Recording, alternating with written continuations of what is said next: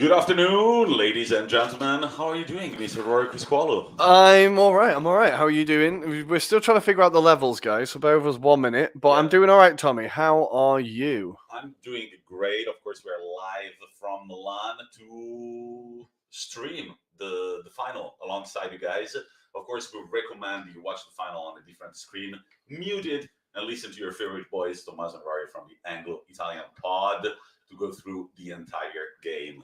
Senegal versus Egypt. How are you feeling about this final? We're finally here. We are finally here. I'm pretty excited. I think this is a final that, if you look at AFCON finals in general, they've not maybe been the most exciting. I think this final could go kind of one or two ways. I think Egypt are going to try and kill the game. I think Senegal are going to try and go for it. So it will be interesting to see who manages to be like the protagonist, really. But I think it'll be interesting, to say the least. And we'll make it interesting. We definitely will make it interesting. We are kind of expecting a penalty shootout at the end in pure AFCON fashion. We will be different. I think we'll be disappointed if not. Like we need a 13-12 penalty shootout. Like we've both got work late tomorrow, so it's fine. We should be okay. Late. Late is an interesting adjective. It's not really late, but it's not super early. But I think that by looking at considering that Egypt are coming from two back-to-back overtime games, they've got 240 minutes of football in their legs. I think they're going to be tired. And the Senegal, we've said it over and over again, they've got a lot on the line. This is their fourth AFCON final. Mm-hmm. They've never won it. They're one of those nations that we want to say is one of the best footballing nations in Africa, but they've never won literally anything. So this would be the game for them to prove their worth, I think. Well, this is it, exactly. I think it's something that, it was weird to learn it when we started researching the tournament, that they never won it, because they're a team we're so used to seeing in the World Cup, and they're a team we're so used to, being aware of, right? They always qualify for the World Cup, sure. So you'd expect for them to have won the AFCON. But no, they haven't. But I think this is their best chance to do it in a while. This is an Egypt team that nobody really expected to get here. Not really. Whereas Senegal, I think people expected it. So we've been looking through their squads, and Senegal definitely have a lot more recognised players. I think that's fair to say, more that we'd be familiar with. But as we know, with the AFCON, it doesn't give a shit about where you play or how good you are. It loves an upset, and the best players will be quietened by the part-time player. It happens all the time. So I think it's who knows what's going to happen? Who knows? We don't know, but let's go through the lineups. So Senegal are going to line up with the 4-2-3-1. In goal, of course, Edouard Mendy. In front of him, on the right wing, number 20, Sarr. Centre backs, Koulibaly and Diallo. And on the left wing, we've got Cisse. At midfield, we've got Kouyaté and Mendy. And then supporting the one striker, Diediou, with number 19, we've got Sarr, Gueye, and Mané. Quite a lot of Premier League talent in this squad. There is, definitely. Between Mane and Ismaila Sarr alone, there's two of the kind of more exciting attacking players in the league. Obviously, Mane is up there at the top with Liverpool, but I think Ismaila Sarr, despite being at Watford, is a player that whenever he's been in the Premier League, he's really impressed. Really pacey, really direct, a player that no defender will really look forward to going up against. But obviously, Mane is a player that takes all of the headlines, really. Who stands out for you in that team? Well, I think they've got a very solid spine. Now, we've talked over and over again about how good Edouard Mendy has been in goal for Chelsea. Then we've got Napoli's and Senegal's captain, Kalidou Koulibaly, in defense. He didn't start the tournament great, coming back from an injury, but then I feel like he's one of the main responsibles for Senegal, conceding only 3 goals until now. Well, this is it. Between him and Mendy, right? That's a hell of a kind of the two leaders to have at the back there. And I think a friend of the show, Uncle Shams, I saw him on Twitter yesterday. He tweeted he wants Koulibaly to win because then there can finally be recognition of him being one of the greatest centre-backs of our generation, which I think is a massive shout. I feel like he got a lot of hype a couple of years ago when it looked like he was moving to Liverpool, maybe. He got linked with a move to City, I think. But the move didn't really come about. And I think people have forgotten about him and actually how good he has been and still is for Napoli. We talk about it on the pod, that spine of their team, he's absolutely key to it. Absolutely. And then also Kouyaté and Mendy, not a bad defending midfield right there. Also two Premier League talents, Crystal Palace and Leicester. But let's take a look at the Egypt team, which is a little more obscure because the vast majority of these players, except a few, play in the Egyptian league. So we've got Abu Gabal, sorry, in goal with number 16. Kind of a strange number for. Well, he was their sub keeper, right? Their keeper was injured. He's come in and he's been incredible since. Obviously, had a bit of heroics in the penalty shootout. He was definitely helped a little bit with some of the penalties, but he had a little bit of heroics, and he's been really good since he stepped in. So I think, yeah, weird shirt number, but he's definitely earned his place in the final. He's doing well. Four-man defense, just like Senegal. We've got the Futu on the left wing with number 13. Center backs, number 15, Wench, number 2, Abdelmone, and on the right, Ashur with number 8. Of course, we apologize for very mispronounced names. As always. Three-man midfield with the Sulaya, number 4, Fatih, number 5, and Rory is rocking an Arsenal kit to represent number 17, Mr. Elneny, who's been having quite a pretty good Africa Cup of Nations, right? Yeah, guys, you can see I really pushed the boat out and put in the effort for my Egypt. Supporting, I just stuck on an Arsenal shirt. But I realised it was a bit of a loophole. I am here officially supporting Elneny. Well, we talked about him on the pod on Friday. It feels like it's never ending with this at the moment. But the pod on Friday, we talked about him, and he's really key to Egypt. I think he's a player that kind of gets ignored at Arsenal. He's not quite the player we want. I do like him, and I think for Egypt, we're just seeing how key he can be to a team, and he's just that player that keeps their midfield ticking, keeps the play going, and he had a great game in the semi-finals, really great game in the semi-finals. Of course, he scored in the final that they lost in 2017 to Cameroon, not Senegal, to Cameroon. Very good. I'm learning. He scored the goal in the final, so he does love a big occasion. So I'll definitely be keeping an eye on Big Mo. Hopefully, I'd love for him to win it. It would be great for him to win it. And finally, up front, we've got a three-man attack starting from the left flank, number 22, Marmoush, who plays at Stuttgart. Then front forward is going to be number 14, Mustafa Mohamed from Galatasaray. And on the right wing, Mohamed Salah. Now, Salah, Mane, this is quite a great matchup. Do you think Jurgen Klopp is watching the game tonight? He has to be, surely. Liverpool have just comfortably beaten Cardiff 3-1 at home. I think he's going to be sat down with a nice stein of beer, waiting to watch his two prized assets go at it. I think this is going to be really interesting. They've said they've both been quite tight-lipped about if they've been talking before the final, what they've been saying, how they're feeling, as you'd expect. But it'll be interesting to see how they handle it. Like I said before, I think Salah's been quite quiet throughout the tournament. I think the extra time win against Morocco, where he set up the goal in extra time, was the one moment where we've really seen Mo Salah, where we've seen what we see in the Premier League consistently. That was that moment. I feel like Mane, we've seen a lot more from this tournament, and I would expect maybe for that to continue. I don't know. But as we said before, would you be surprised if Salah just slammed a hat-trick in the final? Not really. Well, I would be surprised because he's got 240 minutes of football plus penalties on his legs. So I definitely think that, again, I will say it over and over again. I think that Egypt are going to come in this game tired, and we will see if their strategy is just to wait up for Senegal to kind of come through or actually attack right away, make sure that they bag the goals that they need, and then kind of drop back and defend. Wow, the Senegalese fans turning up. Look at that. And one great thing about not keeping the sound on and why you should listen to us is because if you listen to us, you're not going to hear any fucking vuvuzelas in the background. I've got bad news, Tommy. There is one in my bag. You get a vuvuzela in your bag. That's literally a nightmare of mine. But yeah, preparations are underway. We can see the teams warming up. In 10 minutes, less than 10 minutes, the kickoff is supposed to happen. The stadium looks pretty packed tonight. Looks like there are a lot of people at the Olympic Stadium in Yaoundé. I want to say more than the majority of games we've seen so far in the AFCON. Yeah, I feel like that's the one stadium that's really filled out throughout. That's the stadium that's been full. That's the stadium that we have seen the atmosphere really kicking off in. I think it's great to see. It's great to see, right? And I think, as you'd expect any final, you would expect it to be full. But yeah, as you're right, we will not be hearing vuvuzelas. And the best thing is, we're watching the BBC coverage, guys. And because we've got it on mute, we don't have to listen to Jermaine Jenas either. So that is a nice little bonus. What's the problem with Jermaine Jenas? He's ex-Tottenham, and I think he's a terrible pundit. I can't really hear myself. 1 minute. Which one am I? You're the first one. Here. Now you should be able to. Yeah. 1, 2, 1, 2, 1, 2. That's quieter. Oh, there we go. There we go. I can hear myself now. Sorry, guys. This is going to be like an ongoing thing throughout, I imagine. Yeah, guys. And if you're online, we are going to be checking the messages from our phones because our computer is pretty far away from where we're sitting right now.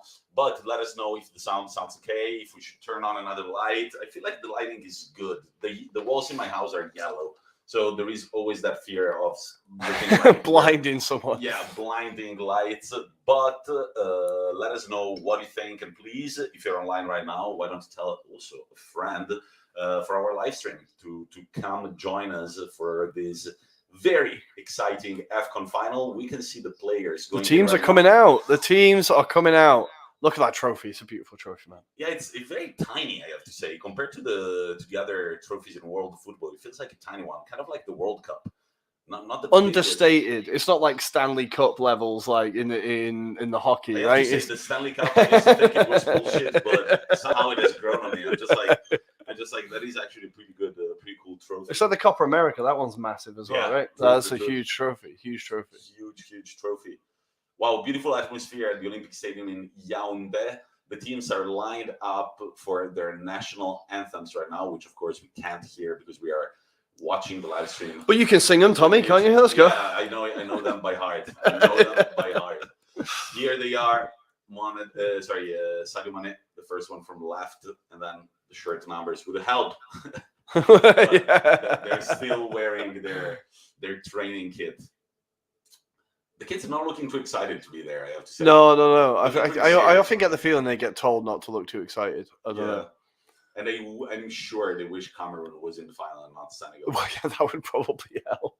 That would probably help. The players looking very serious, aren't they? All looking very serious. Yeah, very tense. They look very serious and very tense. Now, how big of an opportunity is this for Senegal? And what does it mean if they don't end up winning it? If they don't win it, it means Cisse has lost 3 finals. 1 as a player, 1 as a manager. Or it would be 1 as a player and 2 as a manager if this match doesn't go how he wants. I think for Cisse, it could spell the end of his tenure as manager. I think he's kind of been fairly well known that he's been under pressure. So I think it means a lot for him. As far as I'm aware, the players have a really close relationship with him. They do really like him. Obviously, he's someone who played in World Cups for France, for Senegal. He was part of the massive win against France in 2002. He was in that team. He's obviously an important figure, but it would be huge for them to lose 3 finals in a row. It's difficult to come back from that, right? Yeah, absolutely. And right now, the Egyptian anthem is underway, and it looks like there are quite a lot of Egyptians at the stadium too. And before we start our coverage, we should mention that we watched a stunning video on YouTube earlier. Oh, it was good. It was, I don't know how Rory found it, but it was a Nigerian preacher. A Nigerian prophet, let's give him his proper title, who was prophesying about how the tournament would go. Now, I'm not here to pick apart prophets. Who am I to question them? But a lot of his predictions were they'll play a match before the final. Oh, really? They'll play a match before the final. I mean, we're talking about a guy who studied prophecy probably in university. Yep. Yeah. Prophecy degree and everything. There are fans crying right now. But Rory, you want to say what the prophet said about who is going to lift the Africa Cup of Nations? Oh, he said it would be a North African country, right? An Arabic African country, so definitely doesn't sound too much like Senegal, and it might as well be Egypt. That could be, yeah, exactly. That could be. Although the Senegalese, Mane is a Muslim, right? A lot of them are Muslims. I think with Arabic African, they mean from northern. They mean from North Africa, right? From the North Saharan region, I want to say. And it's the time for the team pictures. We can see the Egyptian players lining up in front of the photographers. Oh, El Neni looks pumped, man. Look at him, he's gone. Roy, you're the kind of kit expert. What do you think of this red and black Egyptian kit? What I like about the Egyptian one is that there's a pattern, but it's very faint. And it's the same with the Cameroon one. The pattern is very faint. You can't really see it until you properly look at the shirt. I'm a big fan of that. I'm a big fan of it. The AFCON has had some cracking shirts this year, like genuinely some great shirts. And yeah, the Egypt one is one of the underrated ones. I think my favorite was still Mali. It looks pretty good, I have to say. I was hoping that they would play with the white kit, just like the one that I'm rocking. And we're looking at the lineup right now for Senegal. Rory, can we say, without any further ado, that Aliou Cisse is the drippiest manager? I love him. I absolutely love him. I love him. Yeah, I'm a big fan of him. I like the football that Senegal play. I think, even if he's not much longer in this job, it won't be long for him to pick up another job. I think, I think a lot of people have been impressed by them and the football they're playing. As much as I want El Neni to win it, it would be nice for Senegal to win it. Like you said, they're a team that we expect to have achieved more. So I think it would be nice to see them get that crowning moment. And Sadio Mane is such a all-round nice guy off the pitch. Just helps villages back in Senegal, gives money away. Just a great guy. You really want. It would be nice to see someone like that win it. Not saying that the other people are terrible, but it would be nice for him to win it, right? And Carlos Queiroz, you were saying he's been the Portuguese manager for Egypt. He's been very vocal on the sidelines. He's also been questioned as the Egyptian manager. And you were saying in the semifinal, it was looking pretty tense, shouting, kind of stealing the show from his players. Yeah, I think he made a bit of a show of himself. Him and his assistant manager, they are now not involved. To be honest, if Egypt win it, would it be okay, maybe we don't need Carlos Queiroz. Maybe he can just go just send him back. I don't know. It seems he just made a proper show of himself, and I think it's a bit of a relief that we won't have to see that again. Yeah. Really, I think because you can understand how managers get frustrated, how they can get the heat of the moment and stuff. But I think sometimes it's when he was doing it across multiple games, it just felt mate, you're an adult. Come on, man. Just a bit of decorum. And there is a minute of silence. I want to say that it's for the victims that died on their way to the Cameroon-Comoros game early in the tournament. I want to say it's because of that. We can see also. I think maybe, obviously, we've not got the commentary on, guys, so I'm not quite sure. It could also be for the kid Ryan, who died in Morocco, who was stuck down a well. It was a really awful story, but I know there's been a lot of people across the footballing world who've been reaching out for him. So they're observing a minute's silence, and now it's turned into a minute's applause. There we go. Yeah. A lot of Egyptian fans, a lot of Senegalese fans, and a certain Samuel Eto'o looking sharp as fuck in the bleachers. The players are getting ready to start the game. It looks like the first ball is going to be red. It's going to be Egypt's. And Rory, I'm going to turn off my microphone really quickly. Just let it go as I set the timer so our followers know at what minute we are. Okay, well, here we go. We are about to kick off. Senegal are going to take us underway as they step up. And here we go. It's the AFCON final, guys. Just before we go, as in start the game, we want to quickly say thank you for joining us across our AFCON coverage. We have really enjoyed it. And hopefully the best is yet to come in the next 90/120 minutes. And here we go. We have kicked off. We are underway. Koulibaly with the ball at the back. Fire in the diagonal. And the big man Mo. Oh, it's free kick straight away. Free kick given away. Ball to Egypt. Looks like we're at the 50th second mark. You can see the timer in front of us right now, and it's Senegal attacking on the right wing. Oh, Rory's man, and then he gives it. Oh, that was a bit of a risky pass there. He got away with that one. It definitely looks a little bit nervy, but here we go. They're firing the ball forward, and that's easy for the keeper to collect. Mendy's taking it all day for him. Where did you put the bottle opener, Tommy? The bottle opener? I've got it here in my pocket. You guys know that we cannot go through 90 minutes of football without the proper amount of beer. We promise we'll be less intoxicated than in the Champions League final, which we covered in May already. Wow, well, that's a long time ago, right? Yeah, we would. Yeah, that was. I don't really remember much of that one, guys. I'll be honest. And it's a long throw from Mendy. Senegal somehow are able to put the ball down and get back to possession. Some easy passes to the back to start the game. Rory, we are known for wrong predictions only. Now that we're still in the second minute of football of this final, do we want to share our prediction for the final? Well, I thought we kind of said, here we go. But that's the other thing about our predictions. Besides being wrong, they often change from day to Yeah, day. So they will be on the. minute. It will be on the whim. Here we go. I think I'm still going to stick with Egypt. I think they've got the. Experience. Although, when we were kind of researching before the show, we did realize that the 2017 final was when they lost against Cameroon. And that is kind of the only experience that this Egypt squad have. So we do think of Egypt as being the experienced finalist, but actually this squad isn't really. So, yeah, maybe I'm talking myself out of my own point, but I still think Egypt, the way they've played throughout the tournament. Left flank. That's some good defending. He managed to block him off. Cuts him out there. Was that Mane on the ball then? I think it was, right? Senegal attacking on the left wing. Good intervention by the Egyptian goalkeeper. The Abdelmoune, the Egyptian centre back on Sadio Mane. Very good coverage. And then the leg muscles. Wow. This guy has not been skipping the leg day. There's some fantastic thighs. Yeah, good work. There we go. It's Egypt with the ball in defense, trying to go up front, but it's a long ball in no man's land. That's twice they've tried that now, and it seems fairly pointless, right? Yeah, doesn't seem to be working. Oh, he's done well to keep hold of possession there. That's incredible.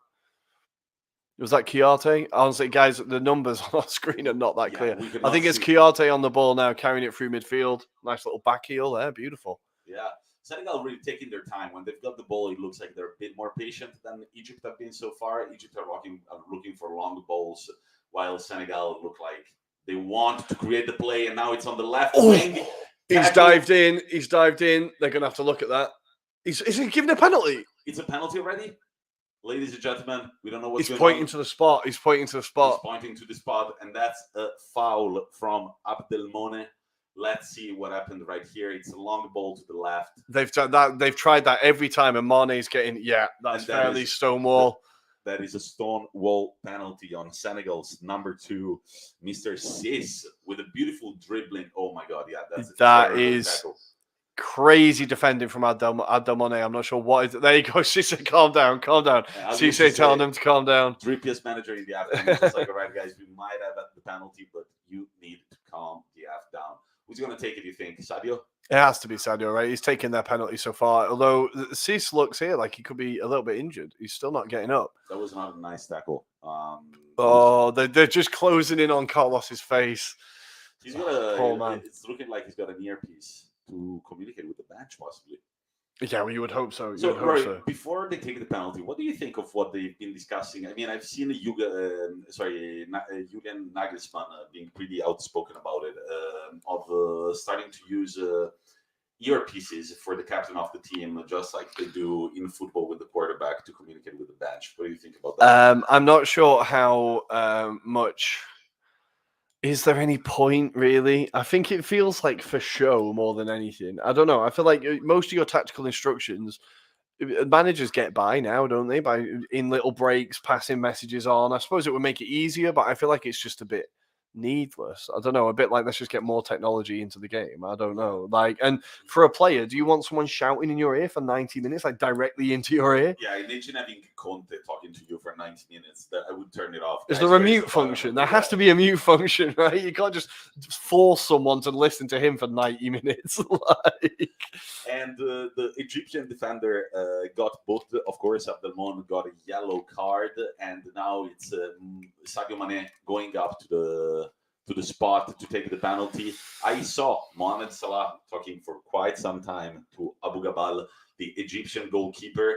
And now Mane getting involved. Look, there we go. And then Mane telling him, I'm going to shoot it on the other side.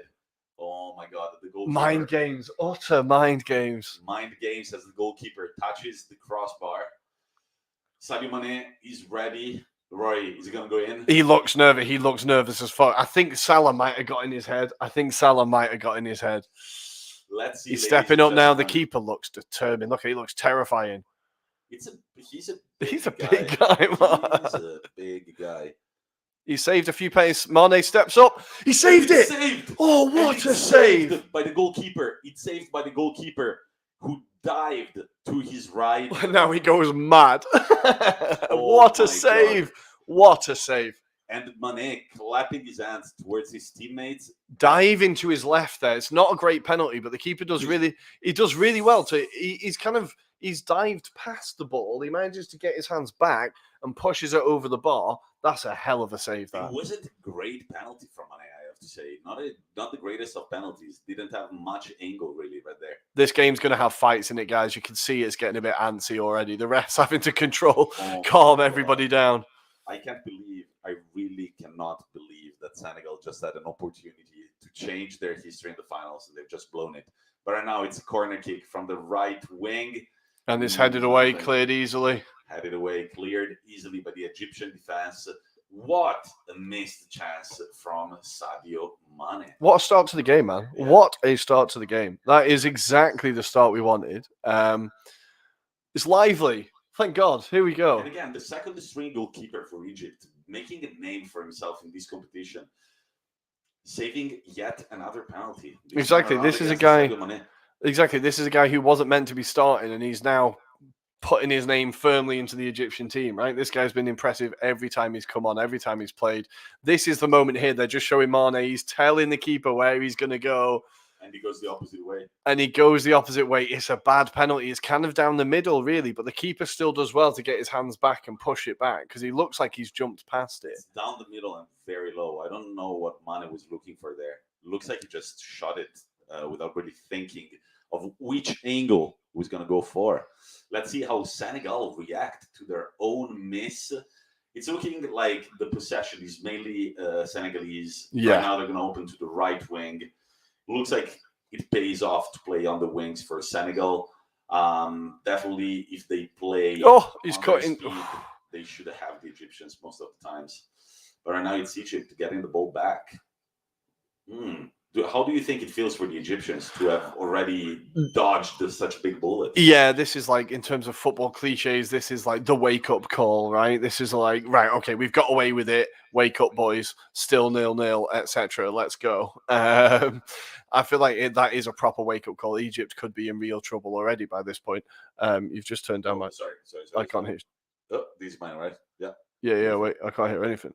Is that me? You got to turn it up. Yeah. Okay, there we go. Good. See, guys, every so often we're just going to stop and do some sound engineering. There we go. We're done. Yeah, beautiful. We have had a comment, Tommy, from Mon Sportif saying, loving the retro Senegal kit, Tommy. Good work. It is. It's a nice kit, man. I really like it. Number 40. That's the only thing that I like about this kit. It's the name of my friend from high school on the back. And it's number 40. And right now, let me just check the feed, guys. Our feed has just gone off, and I just realized that also our timer has gone off. So I'm going to fix that very quickly the moment that Rory comes back. Thank you, Monde Sportif, for commenting on the comment section, guys. If you want to get involved, we'll be checking our phones here and then. Rory is just trying to find the feed again. Let us know if anything big is happening while I'm speaking. There's going to be another goal. Sure. Yeah, there's going to be another goal for sure. I see Rory pressing on play. This content is not available in your location, Rory. This is absolute nightmare. This is my living nightmare. I'll be 2 seconds. Rory's living nightmare is unfolding before our very eyes. I'm keeping an eye on my phone. It looks like the result is still 0-0 at the 11th minute mark. We are live from Milan, covering the AFCON final. Remember to follow us on Instagram at Anglo-Italian Pod and on Twitter at Italian Anglo Pod. We are on our second season of our podcast, and this is the final chapter. Of our AFCON coverage, something that we've done for the very first time this year. And I have to say, we've had a bloody good time doing it. Right, how was it? Is the feedback? Back. There we go, I'm back. Don't tell the BBC that we're watching it from Milan, right? Don't tell them anything. Right, I'll just let it go as I turn on the timer again. I'm going to change the timing for the screen to go black. Beautiful. And we've had another comment. Mond, hello. Yes. Thanks. Yeah, the AFCON kits at the back. It's all quite heavily Ivory Coast based. I was definitely banking on Les Elephants getting a little bit further than they did. But the one in the middle is also Sierra Leone in tribute to our great guest that we had on, Sheriff Zuma, who was a former captain of Sierra Leone, an absolutely incredible guest, incredible story. And if you want to go back and check out that episode, it's definitely worth checking out. As Senegal have the ball on the edge of the box, a shot, but it's an easy save. Ismaila Sarr trying to get a shot away there, but the keeper is all over it. Senegal still down the wings are getting all sorts of space from Egypt here. They need to the defense needs to wake up a little bit. You definitely feel like Senegal could still get the opening goal here. Egypt really struggling to get their foot on the ball at all. Has Salah touched the ball yet? That's him now, right? I think that might be his first touch.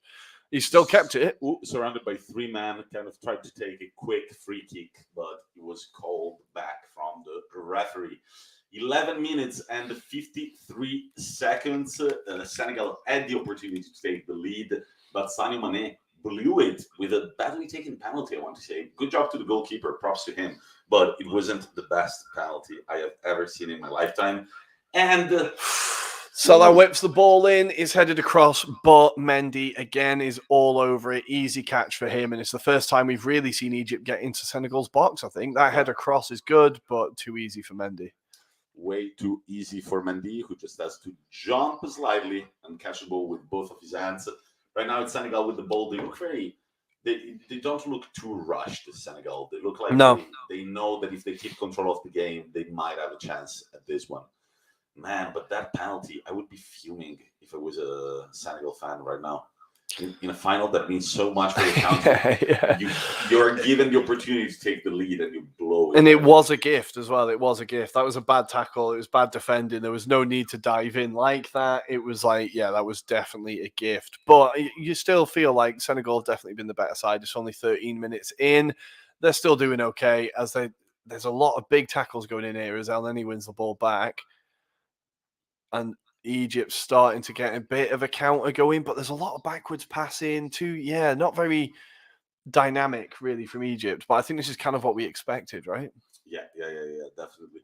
But one thing about giving the ball away to your opposition, we'll talk about it on Monday night. Yesterday there was the Milan derby, and in the first half, Inter, like AC Milan, had more possession, but they always kept it for very little, and it felt like they didn't know what they were doing whenever they had the ball. But if you just keep giving them the ball, in the end, these are good teams that are just going to find a way. Eventually, they're going to do it, right? They're going to create a chance. They're going to do it. So I think Senegal should be careful. They shouldn't.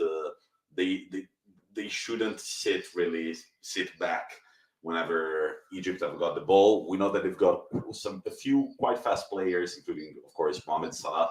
So hopefully, I'm talking with a Senegal bias. Hopefully, Senegal are able to keep their shape and prevent Egypt's eventual attacks. It's another long ball over the top, hopeful, pointless, and Senegal have got possession again. I feel like Egypt really need to rethink this tactic. It's not working at the moment. Also because both Koulibaly and Diallo in defense for Senegal, they're two pretty big dudes. Mm-hmm. So I don't really know what they're hoping for with those long balls. Egypt, if not that the ball possibly drops behind the defender, and then the Mohamed Salah of the situation can just zoom towards the box and take a shot on target. We haven't seen that many shots yet. I feel like there was only one from Senegal. Mm-hmm. Yeah. Goalkeeper. Yeah, it's a bit of a cagey big. I kind of expected this. I think the penalty would have brought the game a bit more into life had it been scored, because we would have seen Egypt have to come out a little bit. But I feel like they're just kind of taking their time again, keeping the ball here nicely, trying to just dribble through, and Senegal win possession again. Another free kick given away. There has been a lot of free kicks, a very kind of stop-start game so far. That's a bad tackle from behind, just takes him out. A very clear free kick. I think there's going to be a few of them across this game. It feels like there's a bit of bite in this game already, right? Yeah. And the temperature, in case you guys were wondering, is 23 degrees right now in Yaoundé, capital of Cameroon, which has been hosting the entirety of this tournament. What's the humidity like, Tommy? That's the big one. I don't know. If you scroll down, it tells you the humidity, right? Yeah. Humidity, 54%. Ooh, that's sweaty. Other probability of rain, 10%. Let's just go with the statistics. Visibility, 5 miles. So the goalkeeper is definitely... They've got no excuse. They've got no excuse. Right? That's it. Little break from Yaoundé to let you know what is going on down there. Here in Milan, it's slightly colder than 23 degrees. And it's foggy as fuck. It's foggy as fuck, but I have to say, I'm not complaining about the weather in Milan at the minute. We've got the first yellow card. Oh, no, second yellow card, right? Yeah. It's the first Senegalese yellow card gone to Nampalys Mendy for a fairly clumsy tackle. Number 6, the Leicester midfielder. Nampalys, what a strange name. He's the first booked for Senegal. We've seen quite a few of these fouls, like studs right just on top over of the ball. Yeah. Over the ball, yeah. This is not a nice foul. Definitely hurts the top of And the that's foot. on Marmoush, right? Number 22, Marmoush. He's been a good player throughout the tournament. He's got a few goals. I think he's really impressed. But he's just caught one in the top of the foot there, and that was a bit of a stupid tackle. He's still down, looking like he's struggling a little bit, but I think he should be okay. Although he does look in a bit of distress. He plays at Stuttgart this year. He's played the 12 games, managing to score 2 goals and assist 3 in their league. What do we know about Stuttgart in the Bundesliga, Rory? I know that they're a team that kind of flat out to deceive quite often, but I feel like they've been on a bit of a resurgence. They were in the Bundesliga 2 for a while up until recently. I remember that year. Do you remember they won the Bundesliga when they had Kevin Karani up front? That was such a great team. But they kind of fell off a lot since then, and I think this might only be their first or second season back in the Bundesliga. They're actually at 18 points in 17th place. Yeah. So they're deep in the relegation zone. Hopefully, Omar Marmoush can go back with an African title and help them stay up. Yet another long ball from Egypt, but this time is Mo Salah at the edge of the box with the ball. 3 defenders on him. I want to say it's Kalidou Koulibaly with the last touch to dispossess Egypt, and now it's ball towards the right wing, towards Senegal's number 18, Mohamed Salah. You can put the ball in the middle. Oh, across the box. That has to be very good. That has to be tapped in. Mane's got to be getting something on that. Very good anticipation save from Egypt's goalkeeper. That's what Handanovic should have been doing last night, man. Ismail Assar whips it across and Mane just can't quite get there. The defender's kind of holding him off a bit. Yeah. No, I'm sorry, guys. The goalkeeper did not have a touch in it. And now we're rewatching the replay from Mohamed Salah's opportunity at the edge of Senegal's box just a few minutes back. Kalidou Koulibaly and Aliou Cisse. There he is. Yelling on the sideline. The guy looks stressed. And to answer your questions, Mondo Sportif, what beer is on the menu? We have Menabrea, which I think, is it a Milanese beer? No, it's not. Piemonte, that's it. Biella there is a very famous Italian footballer, well, very famous, a world champion Italian footballer, Alberto Gilardino. Oh, yeah. with the violin, right? With the yeah, exactly. Well, we've got a little trivia. Remember in which game Gilardino scored in the 2006 World Cup? I think it was no, wait. Australia was Totti. Was it the game? No, I don't remember. In the only game that we were scored on for the only time during the open play. USA. He scored the equalizer, I want to say, because I think maybe it was the first goal, and then the United States. He was a pretty good player, though, Gilardino. He did all right, yeah. Parma, it was super exciting. Yeah. Milan, it was. But Fiorentina, he was good, though. Fiorentina, it was after AC Milan. Yeah. He put up pretty good numbers. Yeah. But Milan, he was terrible, right? Yeah, at Milan, let's say that everybody expected him. I think he's won the Champions League with Milan. Oh shit! Oh shit! Okay. The Champions League with Milan as a substitute, but yeah, I think he did win it. I tell you what, it's closer than me. And then if I was on the bench for Champions League final, they give me a medal. I'm telling everyone I won the Champions League. I'm telling you. And it's Senegal with the possession again. Back from defense. Look, Egypt are barely pressing. They are barely pressing. They know that they don't have to run unnecessarily. Although El Neni's not getting the memo. He was running there. He's the only one pressing. Yeah. Egypt intercepting the pass, trying to turn around, but no. They... Still not many clear-cut chances, guys. We could have done with that penalty going in, Sadio, for God's sake. That was very sad, yo. Look at that. Ladies and gentlemen. Oh, we're on fire. We're getting warmed up. Now it's Senegal struggling to put the ball down. The Egyptian defense can just absolutely punts that. Jesus. Yeah. There we go. And it's out from number 15, Hadi. Now, he's got a bandage on his head because he had to play throughout the last semi-final with his head just gradually bleeding from like the 10th minute. And now he's got this weird net thing. I'm not sure what that's supposed to do, but I'm sure it protects him somehow. And then he just flicks the ball onto midfield as Egypt try and look to catch on the break. Another kind of aimless ball up front. Salah, was it Salah then remonstrating? Someone looked pretty upset. No, it was Marmouche looking pretty angry at that ball. So after 20 minutes, it's kind of difficult to know how this game will unfold. There have been very few clear-cut chances, one of which a penalty missed by Sadio Mane, actually saved by the Egyptian goalkeeper. And for the rest, it feels like Senegal can keep the ball longer. They can organize plays better, but they definitely haven't yet looked like the overwhelmingly better side, I wouldn't say. And El Neni gives away a foul there in midfield. Again, just constantly the plays being broken up every 5 minutes. It's really hard to get any flow of play here at all as Koulibaly's on the ball. I love how you can just spot Koulibaly because he's absolutely massive. Yeah. Like, there's no mistaking who he is. And just a message to a lot of the AFCON players. Guys, can you just go for one name in your career and you just stick to that game, to that name always? Because, you see, number 5 for Senegal, it's Gueye, but of course his name is Idrissa Gana Gueye, and so he's got Ghana on the back of the shirt. It just makes it extremely hard. Even the goalkeeper for Egypt, his name is Mohamed Abou-Gabal, but he's got something else. Yeah, it does make it go. Oh, as the ball's across the box, and again, Sane is not able to get a touch on it again. This is the second time that Senegal looked threatening with a play from the right wing. Ball very again, low, Ismail Assar, and Sane is just not quite there, and he trips up over his own feet almost. A certain Aliou Cisse is getting a little nervous on the touchline. He does not look happy with the way Senegal are not really doing what they're supposed to in these plays. Well, if you think back to the Cameroon, the semi-final, Cameroon-Egypt, the first half, Cameroon had all the chances. Egypt managed to keep it 0-0. And in the second half, Egypt were the better side. What Senegal they are going to want to get that goal in the first half because they know if it gets to 0-0 at half time, Egypt are going to be loving that. And Egypt know that they'll be able to just get that goal eventually and see it out.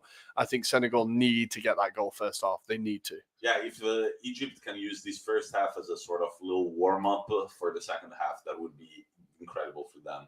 And managing to keep the score 0-0 or maybe even 1-0 with a breakaway possibly. Nice little chip over the top. The keeper's all over it again. Ismail Assar trying, but just not quite near enough there. Feels like Ismail Assar is one of the most looked-for players by the Senegalese team. I feel like, well, they know how much of a threat he can. That was close to being handball. They know how much of a threat he can be, and he has been lively in the first 24 minutes that we've seen here. He has been a constant threat.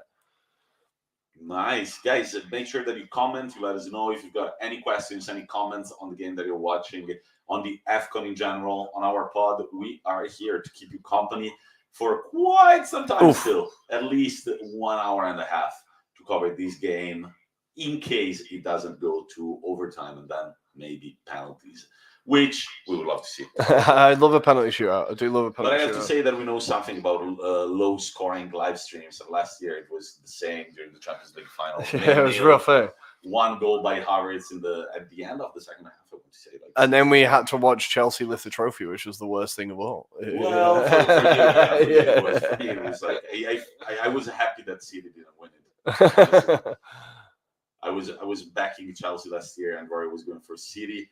Another long ball, but this Egypt tactic is not working. Let's just hope a striker gets on the end of it. They need to be a bit more, I dare say, a bit more patient, a bit more kind of try and get a few more passes between midfield and the attack because that one long ball is just not working. In Senegal, they're seeing it coming every single time. On the other hand, the Senegal keep pushing on the wings, both on the left and on the right flank. We haven't seen many attacks throughout the middle of the pitch. Tried a crossfield pass there. Yeah, looking for, as always, our friend, number 18, Ismail Assar. How is he doing this year at Watford? Let me pull up his stats. 5 goals in 12 games. Not bad. He's still he's a very good player. And I was surprised that he stayed in the Championship with Watford. I'm surprised no one came after him when they got relegated because I do remember he scored the goal that beat Liverpool when they were back in the Premier League, and he had a few games where he really impressed. I think he may not be for Watford much longer if he continues his form. He is a great player, really exciting. Someone that I wouldn't mind seeing at Arsenal, although I feel like he's not quite consistent enough just yet. Senegal working the ball nicely at the edge of the box. Right now they can open to the left flank and ball in the middle. And it's the Egyptian defense clearing the box. They keep getting around those fullbacks. They keep getting around the fullbacks and just round the back, whipping that ball across. Egypt need to wake up a little bit out wide. They need to get a bit, maybe the midfielders dropping back a bit further to support them because the Senegal players are just running past them. Let's see what happens now. Senegal still in possession on the left flank. Now they find some space, ball in the middle. Very nice intervention from the Egyptian defender to clear the ball. Egypt trying to restart the play, but I think that's going to be two players holding him back from running there. That was hilarious. Sadio Mane there putting a nice ball in, and our friend with the headband, Mr. Wench, Mahmoud El Wench. What a strange last name, El Wench. It sounds like a made up name. Wench in English is like it's not a very nice term. Wench. It's like a witch, a woman who like serves in a bar or something. I don't know. It's weird. Wench, like someone who works for you. I'm not sure. Yeah. Sounds like you can tell we're English teachers, guys. We're so precise with our definitions. Oh my God! Don't make me think about work. Not very excited to go back to work tomorrow. And also the second half of the year, there are very few holidays. Is this Salah? He's going. It's Salah. Is it? And this is Egypt's first shot on target. It wasn't that threatening. He dribbles about four players there. One, two, three, four. Yeah, four players, and then he doesn't manage to hit it as well as he would like to. Chelsea's goalkeeper, Edouard Mendy, makes a pretty easy catch once again right now, and here he starts to play with his left back, Mr. Cisse, number 2, who was fouled at the beginning of the game. Penalty, for the penalty that Sadio Mane missed. And here we go. Senegal just keeping hold of the ball again, just trying to focus on those flanks, aren't they? Try and keep. Everyone seems to have stopped running. I don't know what's happening. Why is nobody moving? Nobody's moving. If you look at that area right there, there is no Senegalese player in the middle. I don't understand why. And Mane, he's seen Salah dribble. He's trying to do the same thing. He's been taking it. He's going to look for a penalty there. That is very optimistic there, Sadio. That is not. You're not getting that, I don't think. That just looked like a very common shoulder to shoulder, my friend Sadio. Let's see if he was right or not. Yeah. There's nothing in that hole. Yeah. Nothing in that. Sadio, try again. Next time, maybe. Score the penalty that they gave him, dude. Come on, man. That was bad. I wonder what Salah was saying to the goalkeeper and what Mane. I did right. And now you think, like, if you go back to the training ground on Monday or whatever, and then it's like, I know it's like, you understand that you're both winners, so there must be a bit of a like, look, I just wanted to win for my country. But you would be a bit like, man, why were you such a prick about that, by the way? Yeah. Are you talking about like Mane saying to Salah, like, why were you being a prick about it? But obviously, I think they would understand because they both just want to win a trophy for their country, right? But it might be awkward for a couple of hours. Like the first 2 days might be awkward, and then they remember that they like each other. I think one of the things that I really liked about the Italy-England final was that none of these players from the two opposing teams play actually together. Yeah, none of them know each other at all. They don't know each other. So it was just like, I'm going to do fuck all I want. Like, I don't care. Imagine Saka bumping into training to Chiellini or something after that tackle. After the shirt pull, that would have been hilarious. Yeah. Oh, still too sore for me, Tommy. I can't. It's still too sore. Although I did see, finally, I saw one of the moments where I was like, I think I'm ready to kind of accept it, was the picture that Bonucci took with a journalist, and then Maguire's just stood between them looking really angry. Have you seen it? That's a very funny picture, yeah. It's such a shit house move, but it's such a good photo. Maybe it's because it's Maguire. I don't really like him, but like, it's such a funny photo. One of the previous men in football, Harry Maguire. Ladies and gentlemen, we get to the 30th minute mark. Not much has happened. Salah's on the ball again, and he's lost it. He's lost it. Look, I'm telling you, the Senegalese defense are solid. Mm-hmm. These guys have conceded only 3 goals across 8 games. So yeah, it's gonna be difficult to run past them. I don't think Salah is as fresh as he would like to be, and if he's gonna try and burn them on the speed, I don't think it's gonna work that many times. 32nd minute now, Egypt. For the first time, starting to like push out. They're starting to build the play properly with the ball to the ground. He's held onto it a bit too long there, but he's got it out to Big Mo. Mo, he always passes sideways. No, he's passed forwards. Good work, Mo. There we go, as he finds Salah. That's a Salah with an early lazy pass there, eh? For a 1-2. It wasn't actually Salah, but we cannot see the numbers. I want to say that was Mohamed. It feels like... yeah, the stream needs better quality. If I can get HD, I will be playing with the settings at halftime, guys. Don't you worry.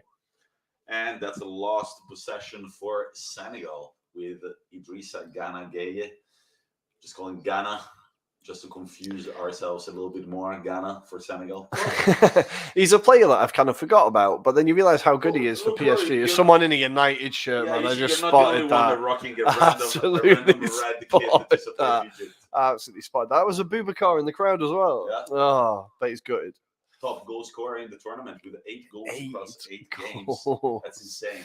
8 goals, 8 games. There's a lazy pass out of defence, and Senegal, they should have done better there. Should have done better. That's Kouyaté should have got a better pass there, but Senegal have got the ball back again.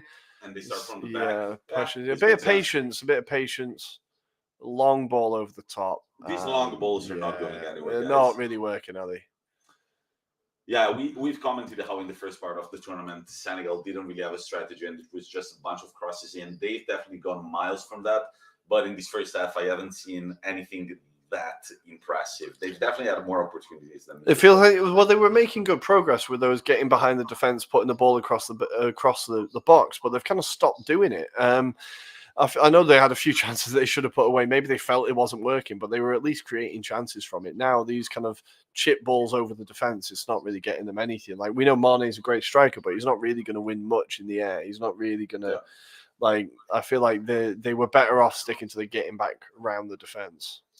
That's a throw-in for Senegal at the 34th minute. Sane trying to shoulder off a defender, but the ball goes. Sorry, Mane. Oh, it's because it's Sadio Mane. And every time I mix the two, and it becomes Leroy Sané, who, of course, is in England at the moment. I want to say, yeah. No, he plays for Bayern, eh? Oh yeah, he plays for Bayern now. Yeah, you see, I was one transfer move behind. Egypt put the ball down. It's a 3 versus 5, and the Senegalese. This Senegalese defense is really well organized. Yeah. It is very well organized. Look how they can come off the blocks too. Very basketball-y right there. As he spins the midfielder there, passes it out. Open to the right for Ismail Assar. And here we go. This is their chance now. Get around the back, put the ball across. He whips it. What was that? That angle did me completely. Was that a deflection? Was that a deflection? No, it was just terrible. You didn't know whether he was going to shoot it or cross it. That was awful from Ismail Assar. As his manager, Cisse tells him, it's okay, bud. Don't worry about it. Just don't do it again. Just don't do it again. Never again, please. Man, that stadium looks massive, eh? Yeah, looks massive. Holy crap, that's huge. Packed. Is it 60,000? What's the capacity of that stadium? Let's check it out right now. What's the capacity of the Olympic Stadium in Yaoundé, guys? The capacity is 2, and I cannot find the information. Are you looking that up on the internet? I'm looking on the. If I can click on it. So it's just the ball again. As useful as ever. It's just taking me to Google Maps, so I can find my way there now, which will be useful. Just for how long would it take us to get there? Are you checking that out right now? I don't know. I'm gonna check how long it would take us to go from Milan to Yaoundé in Cameroon by car. 44 days walking. 44 days, but dude, we've got a car. Come on. Of course, we wouldn't be walking that. Let's see, from Milan to Yaoundé. Yeah, let's take a look. By car, Rory. Oh, 44 days walking? Not even that bad. 4 days by car, dude. Oh, we could definitely do that. We do that in the summer. And hey, surprisingly, we would go through a very small number of countries: France, Spain, Algeria, Nigeria, and Cameroon. Only 5 countries on the way. I can feel a road trip coming. Yeah, I don't know if my car would be able to go through that very long stretch in the Sahara Desert, which looks terrifying. What do you do there if your car breaks down? All right, just a bunch of banter. Oh my God, this is beautiful. Did you see the referee Salah was complaining to the referee, and the referee said, "I am the referee." And Salah kept speaking, and the referee was like, "All right, I'm gonna give you the cards and the whistle. Do you want to do my job?" And Salah was like, "All right, I'm fine." Man, I like a bit of sass from the referee there. The capacity has taken us this long. Listeners, the capacity is 60,000. It is indeed 60,000.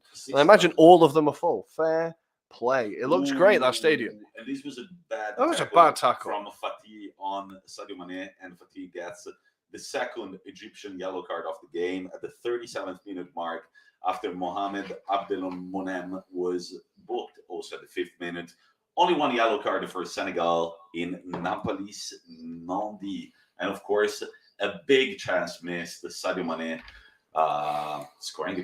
shooting a very bad penalty and seeing it saved by the Egyptian goalkeeper. I need to see how many fouls have been given away in this game already, because this has been stop-start. Yeah. The definition of stop-start, as Ismail Assar again is fouled in midfield and a free kick is given away. Just, it feels like the game hasn't really been able to get into a real flow yet. True. And right now it's very spotty. It's not because of our connection, which is working now, but it just looks very spotty. A lot of players falling down.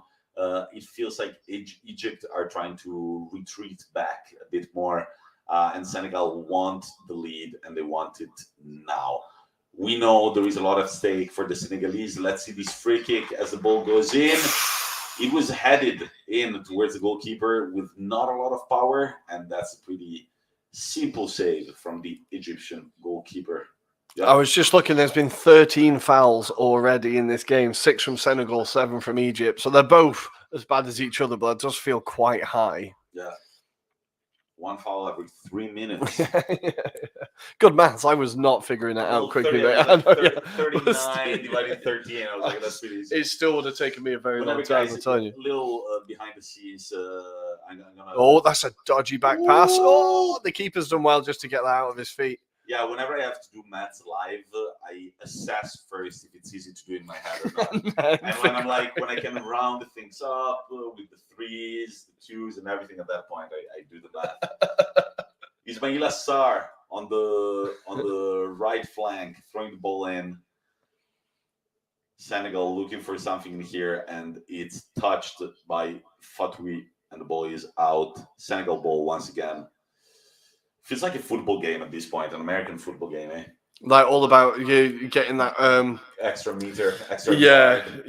Getting the territory. Definitely. I feel like Egypt have dropped deep again. There was a moment when they were trying, there's a Senegalese player down on the field. Probably going to be appealing for an elbow to the But face. Egypt don't give a shit. They keep going, and Koulibaly's won the ball back. And he's knocked it out. The player is still down. Who is it? Is it Ghana? I think it's Ghana, yeah. Idrissa Gana Gueye. It looked like it was an off-the-ball incident. He's holding his face. We'll see if they show us a replay exactly what happened.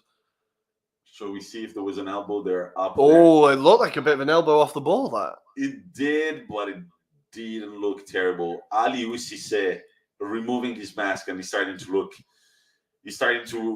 like the Egyptian. That mustache is sharp as well, man. It's a sharp mustache. I think that was a bit of obviously. There's not much you can do about it, but it looked like definitely a bit of an elbow. Let's see, but especially, are Egypt going to return the ball to Senegal or not? We shall see. Guys, in the meantime, during this little break, make sure that you follow us on Instagram at Anglo-Italian Pod and on Twitter at Italian Anglo-Pod. And also give a follow to our sponsor at Sports Club Maps. So the guys. Yeah, Sports Club Maps. You can buy any map from all over the world with multiple sports in it. There is football, there is cricket, there is bowling. And man, I love this referee. He's pretty sassy. He seems to be getting him into place. I'm talking on my earphone right now. Excuse me, one moment. I'm sorry, this is my job. Do you want me to play football with you? You wouldn't like that, probably. Yeah, it looks pretty sassy. I like that. I like that attitude. Let's find out who the ref is. I'm going to find out who he is. Let's find out who he is. As Senegal have only got 4 minutes and a half to look for the lead that they were so close to in the opening minutes of the first half. But Sadio Mane missed the penalty, saw it saved from the Egypt goalkeeper. Wasn't that brilliant of a penalty kick? He is Victor Miguel de Freitas Gomez, and he's South African. And South Africans are good with like authority, right? So he's usually like, he must be good at laying down the law. As history teaches us, South Africans are good with authority, and we apologize to any possible Sorry. But I couldn't resist the joke. I apologize. You should have said they've got good leadership skills. Yeah, you should have put it that way. We've got good leadership skills. Kind of an underwhelming first half, Rory. Can we say that? Yeah, I feel like the most exciting moment was the penalty, right? And the fact that he missed it weirdly made it more exciting. But the ball's been given away, and Mane's on the ball now. I think it's Mane. He plays it in the middle, and he's given away again. Senegal Egypt play out, and suddenly Egypt are on the break. Bad first touch, plays it up. That centre back partnership, Koulibaly and Yellow are just so. Like, Yellow's got the pace to just get around, and Koulibaly's just so commanding. It's a great little partnership there. They just cut out again. Koulibaly just coolly sprays one out to the wing. Bad first touch. And El Neni, I think. El Neni getting involved in the tackling as he wins the ball back for Egypt. Well, at this point, I think Egypt are just going to go like, you know what? 3 more minutes in the first half. Let's take the lead. And they do open on the right wing for Mohamed Salah. He's on. He's going to cut inside here. He's on the defender. He shoots, and it's a very, very good save from Edouard Mendy, I want to say. Yeah? Yeah. It was a save. So let's see again. Takes on the defender. Cuts inside. And shoots on he cuts inside, but shoots on the inside angle of the defender. He doesn't shoot round him. Goes for the near post, and Mendy does really well to claw that away there. This one is the best open play chance of the first half, I want to say. And it's a corner, and it's in, and Edouard Mendy makes light work of it. I love when defenders just go break the goalkeeper's balls. They run in front of him and everything. And our friend, the South African game, don't fucking do it anymore. He looks terrifying, man. Yeah, he looks terrifying. Damn, yeah. I don't know, man. Something about short man in a position of power. Short, bald man. Yeah. I mean, there's a lot of chips on that shoulder. Big energy all over the place right there.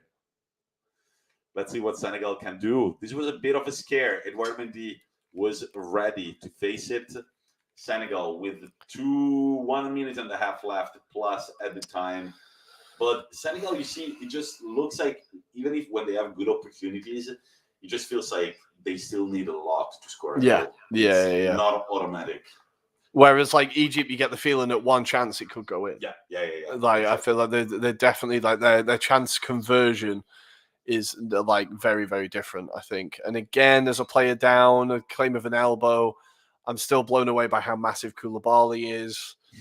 He's absolutely gigantic. My screen's gone again. No, there we go. And it's a yellow card. Who is going to get yellow carded here? Is it Kouyaté? It looks like Kouyaté's arguing with him. And it's Koulibaly's finally in the book. That's not good. You're centre back on a yellow card already. The captain picking up the second yellow card for Senegal. I want to say, let me double check it. I think there are 2 square for what concerns the yellow cards. And we have been joined by friend of the show, Slack musician, Chris. How we doing, mate? How's the game? Tommy, how's the game been? The game's been a little boring, and your man, Sadio, shot a terrible penalty. He's probably practicing for when he will have to step up and take one at the San Siro. and our goalkeeper somehow will actually dive. Will actually dive before the person kicks the ball, or the second that the person touches the ball. I don't know, Chris. It's not been the most exciting first half ever. There was that great chance, absolutely given away from Egypt in the 7th minute, but Sadio Mane wasn't able to score. He saw his penalty saved. For the rest, there hasn't been much shooting involved. Senegal looking a little more composed, but never managing to get the right passes in the finishing yards of the football pitch. And actually the best opportunity for either team came from Mohamed Salah just a few minutes ago. Right now he's trying to dribble. He's trying to do it all on his own though, eh? Yeah, he gets strong, messy vibes from Salah. There's 2 minutes added time before halftime, but stick around, Chris, because I think the second half, it could be a little bit better. Both the teams are going to have to go for it. None of them want to play extra time. Egypt do not want to play extra time. Absolutely not. Absolutely not. They cannot hack any more extra 30 minutes, I think. Let's see what happens now. It's a free kick in their own half from Senegal. Definitely just waiting for the halftime whistle now. At this point, it looks like classic waiting for the halftime whistle. As the BBC iPlayer decides to buffer again. You pay your license fee, and this is what you get. Although I don't pay it, my dad pays it. But it keeps buffering. Bear with us 1 second, guys. If I was my dad, it would piss me off. You know what I mean? And in the meantime, in Serie A, Juventus versus Hellas Verona has kicked off. No, Vlahovic has not scored yet. Let's see if he's playing. He's playing it up front with Morata. I don't really get it. Why would I don't know? Too big and big. Big and big. When has that played off well in football? Big and big. Big with big. I remember Ibrahimovic Adriano did not pay off at Inter Milan. Big and big never really pays off, if you like. I think of like Jan Koller. Who did he play for? That guy was massive. I can't remember. We're sorry, ladies and gentlemen, but we are trying to restore our stream. But at the same time, I see that it's halftime in the AFCON. We're going to try again and resume our stream. Rory, should we take a little halftime break? Yeah. Use the toilets and stuff? Let's do it. Let's do it. I'm going to let you pause actually, just send the banner that says we're going to be there with you soon. We will see you on the other side, guys. Yeah, Egypt, Chris, just stay with us. I think the second half is going to be more interesting. Talk to you soon, guys.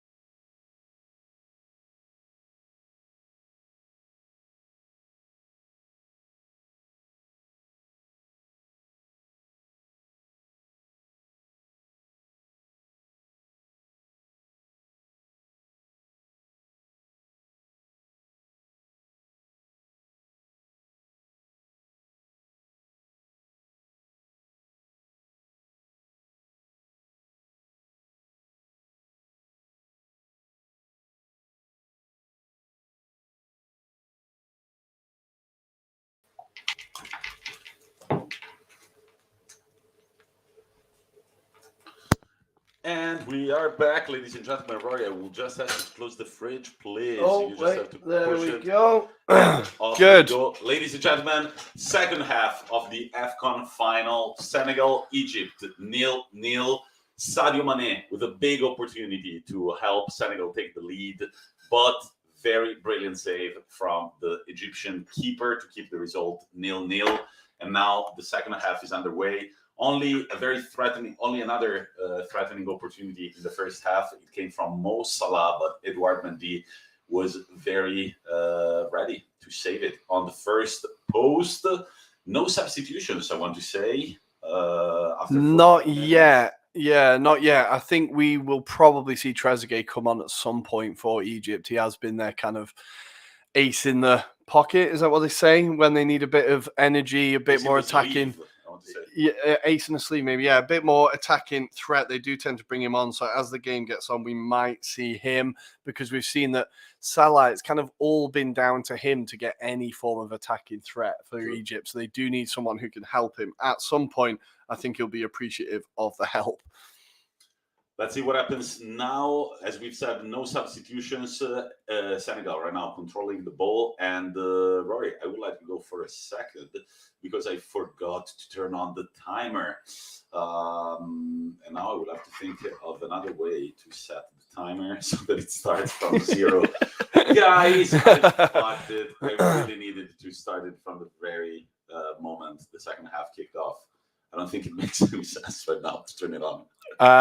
No, we can figure it out. Can you do the timer from a different point? Let's try and figure it out. We'll be all right. I'll try to figure it out. Right, I'll let you go for a second. As Mane is fouled again on the edge of the box, trying to get through, and he's just taken out by the Egyptian defender. A bit of a kind of a tackle he had to make there, but it means that Senegal should have a free kick in a fairly promising position here. I'm not sure who their free kick taker will be. Will it be Mane? I'm not sure. We'll see who's going to line up to take it. Quite square on goal here, not too far out. A bit of one of those where to try and get the dip quick enough is a little bit difficult, but the Egyptian wall are lining up. And this is a big opportunity for Senegal as the half opens, and the keeper is again he screams a lot, this guy, eh? He does like a scream. As Ghana is stepping over it, and Cisse, I want to say the number 2. Yeah, Cisse. Number 2 is Cisse. Guys, so at the 48th minute, I'm going to start the timer, and then you will have to add 3 minutes what time we are. I know it doesn't sound very convenient, but we'll remind the new viewers who come on, we'll remind them as the game goes. So 49, 51, I'm going to do this. We have had reference to number 15 wearing a hairnet. Yes, that is because in the semi-final, as I get attacked by Tommy's cat, in the semi-final, he did play most of the game with his head bleeding and with a bandage. So I'm not sure why a net, but it must be protecting him in some way. I'll leave it to the doctors to explain, as the free kick is wide, high, wide. That was never going anywhere, was it really? Yeah, guys, so remember that to know at what minute we are, we just needed to add 3 minutes to what you see on the timer. So we are at the 3rd minute and the 27 seconds right now of the second half. I'm going to turn on another light because it's getting pretty dark in here, and I'm going to feed my cat so it doesn't break our balls. What do you think? I think that might be a good move. She's definitely asking for something. I'm going to shift over for you. There we go. Good work. As it is a goal kick for Egypt. He fires it long. It does seem to be Egypt's main tactic here, and it's won by Senegal. A bit of head tennis here, a bit more head tennis. And Senegal finally managed to keep it on the ground. He's done well to hold off the Egyptian players there. Plays it out to the left. And a bit of a Senegal attack building here, but it's cut out by the Egyptian defense, and it will be a Senegalese throw-in. Sorry. Oh. And Aliou Cisse there, that is a big technical area. He looks like he's getting in the penalty box at that rate. And Mane's on the ball here, trying to cross it. A shot, and it's easy for the keeper to save. He's all over that. And again, Senegal being the most threatening here, the protagonist, definitely trying a bit more. Egypt definitely happy to just frustrate at this point. A shot at the near post, but it wasn't really dangerous. That's from Ghana again. Yeah, very comfortable goalkeeping, though, from the Egyptian goalkeeper. It doesn't seem like he's at all intimidated by his opponents. He always looks very ready, very serious, very focused and concentrated.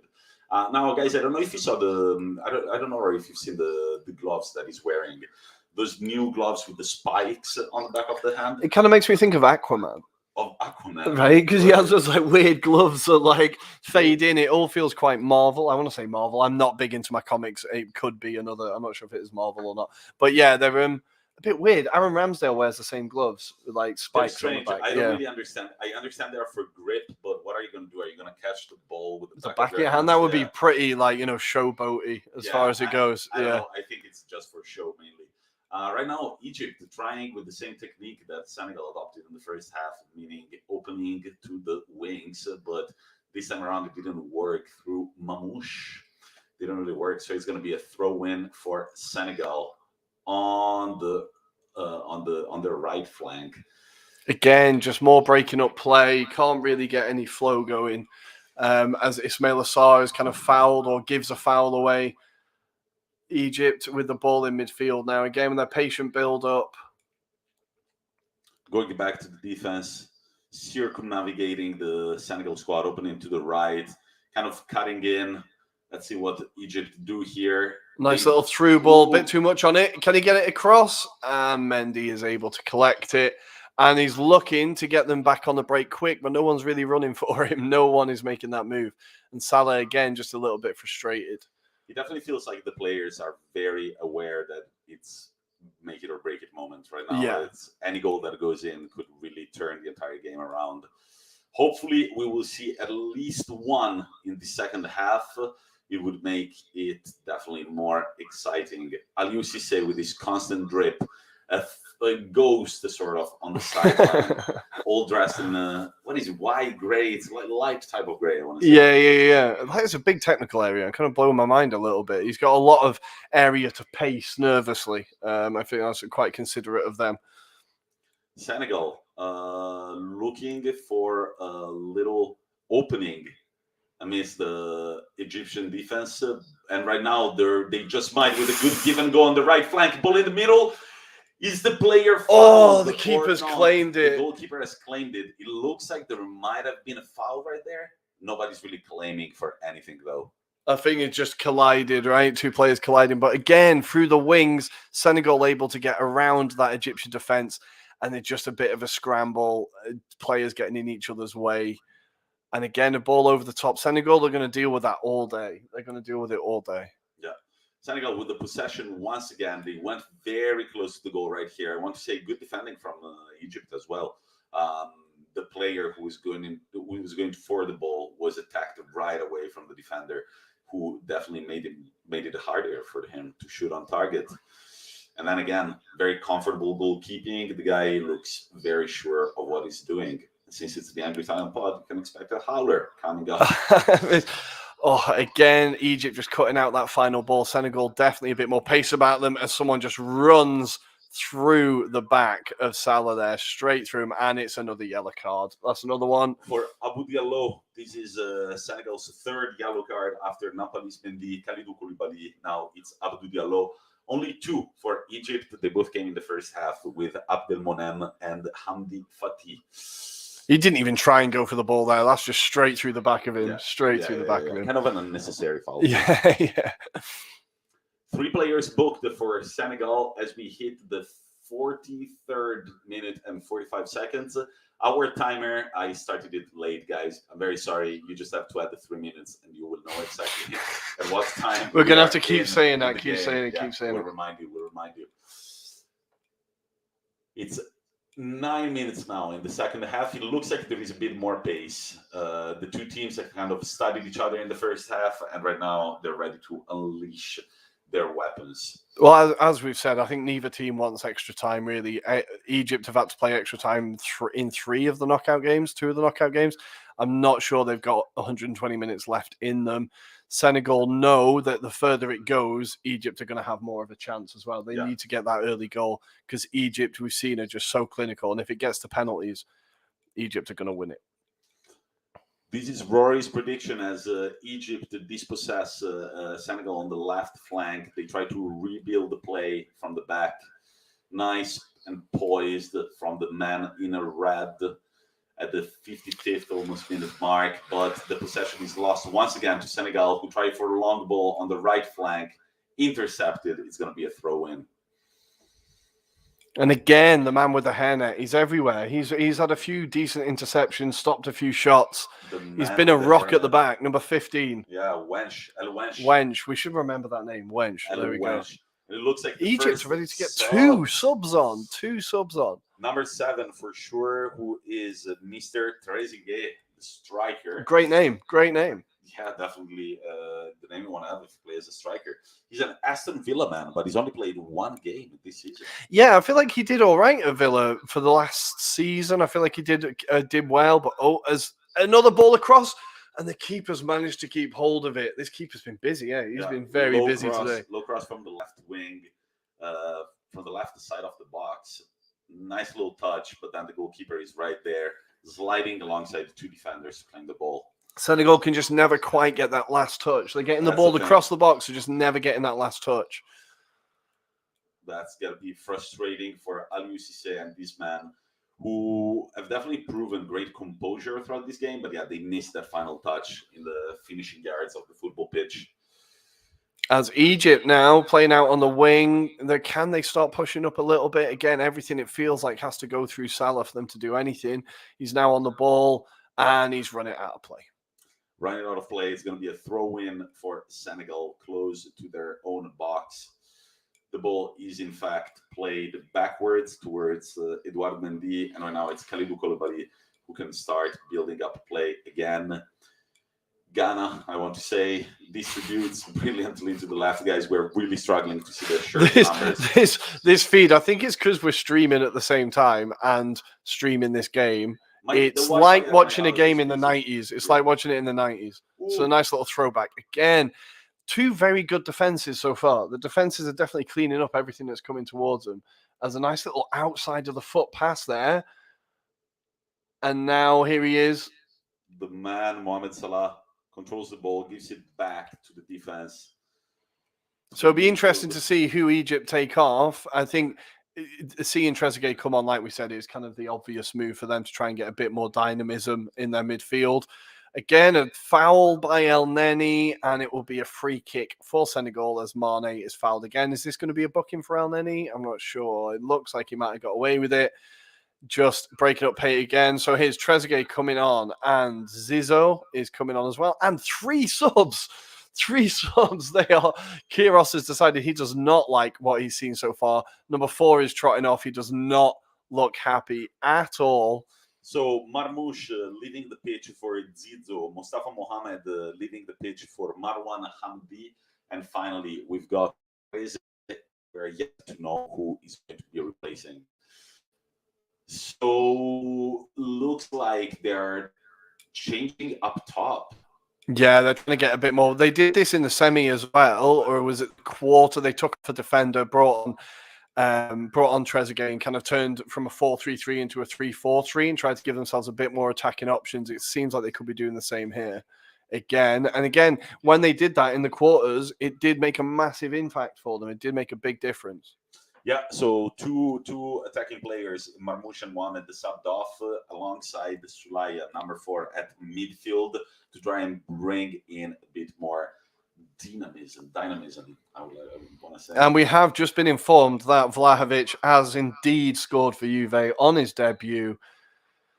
Not what you like to see, is it? Not what you like to see. And it was a Dybala assist. Yeah, I've got him against me in fantasy football. I got scored on by Sensi and Palomino, just like, fantasy football.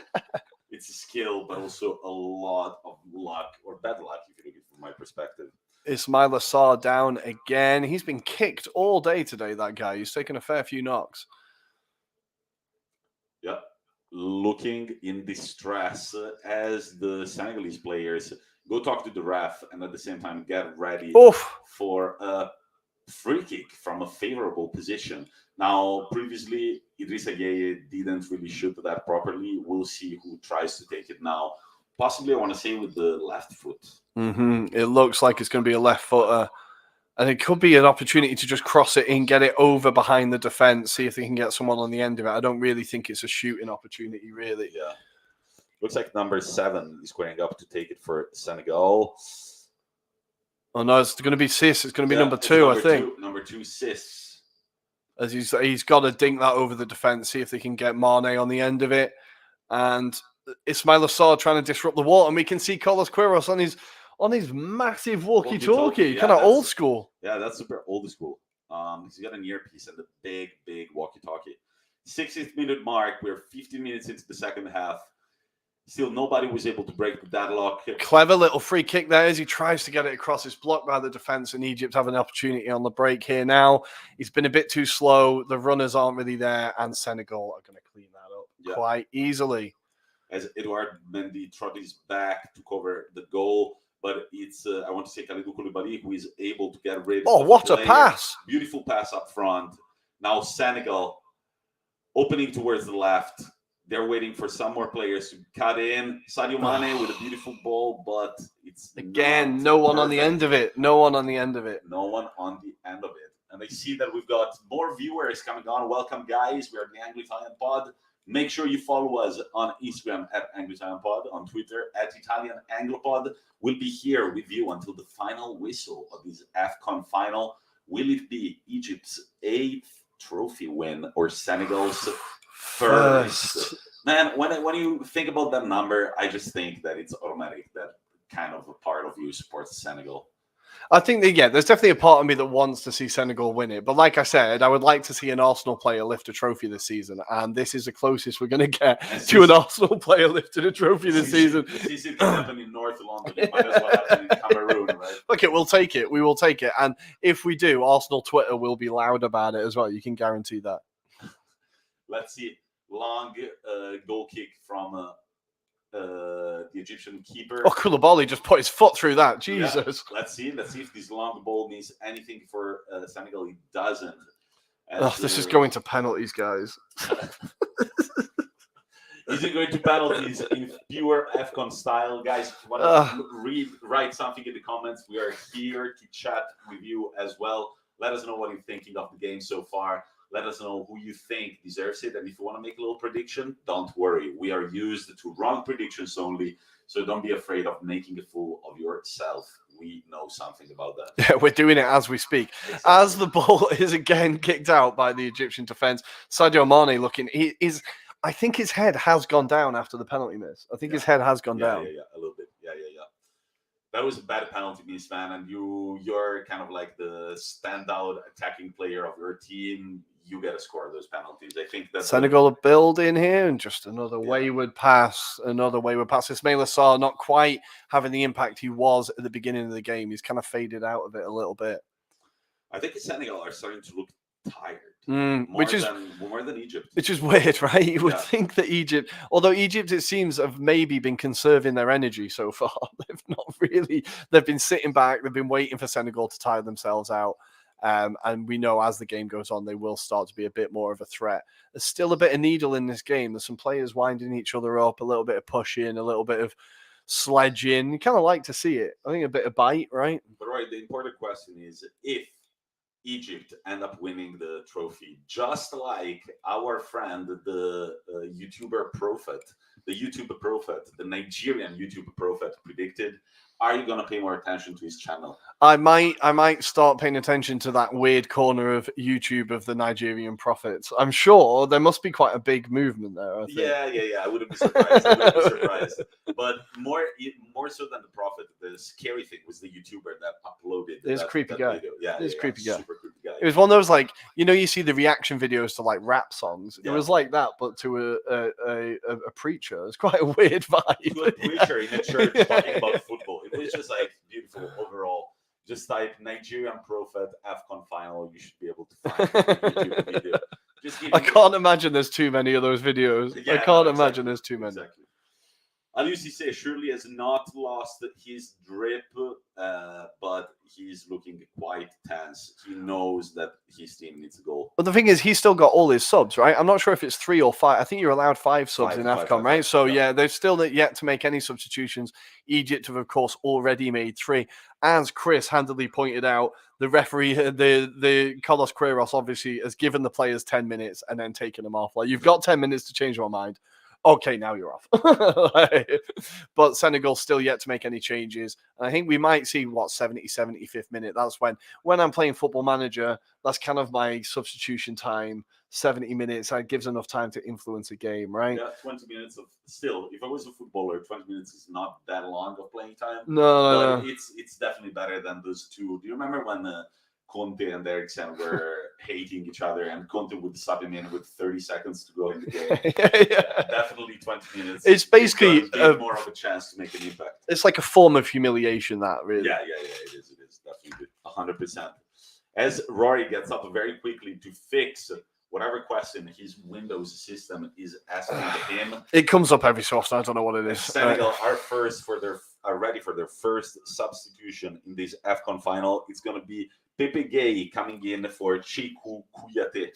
There we go. I was saying, Cisse obviously not listening to me and getting the substitutions in a little bit early. But while we're here, Tommy, we've got a bit of a Serie A question from Mon Sportif. Guys, what's your opinion on Sampdoria always painfully flirting with relegation? Well, I said it in the pod earlier this season. I think that both the Genoa teams, Sampdoria and the Genoa, I think for them it would be the best thing to be relegated and then just like restart from zero, build, like show themselves that they're able for a good to stand a good Serie B push and come back to Serie A fresh, because they've been flirting with the relegation way too much. And see, then they flatter to deceive. It's like right now they've won 4-0 today against Sassuolo. I haven't watched the highlights yet, but then you wouldn't be surprised if the next game that they've got against the AC Milan, they just got battered.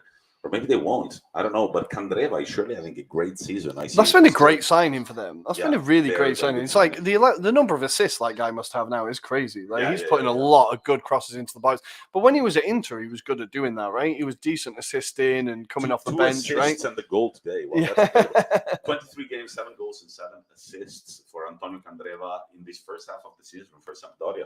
And one of the greatest ever signing on videos I've ever seen. Oh, he's like, it's a great video. Like, can I assist you? Can I assist you? He keeps giving Quagliarella his meals, right? It's really, really good video. I really enjoyed that. And right now they are only 5 points above relegation. Their next games are against AC Milan, Empoli, and Atalanta. Let's see how many points they can get there. Let's go back to Yaoundé in Cameroon. 68th minute almost. Remember, our timer is 3 minutes behind. So if you want to know at what minute we are watching exactly, just add the 3 minutes what you see on the screen. It is currently the 68th minute as Egypt have a throw-in their own half. We're waiting for something to happen in this second half, Tommy. Nothing has really happened yet in this half. Not really. We're still waiting as Egypt are carrying the ball out of their own half now, trying to get a bit of an attack going. But the Senegal players are really good at just crowding them out. Their press has been really, really impressive. Let's see if we can enjoy at least one goal in these final minutes of the second half. I feel like any goal that is scored now is going to weigh like a stone. I see it very hard for the other team to come back. It kind of feels like next goal wins, right? It kind of feels like next goal wins.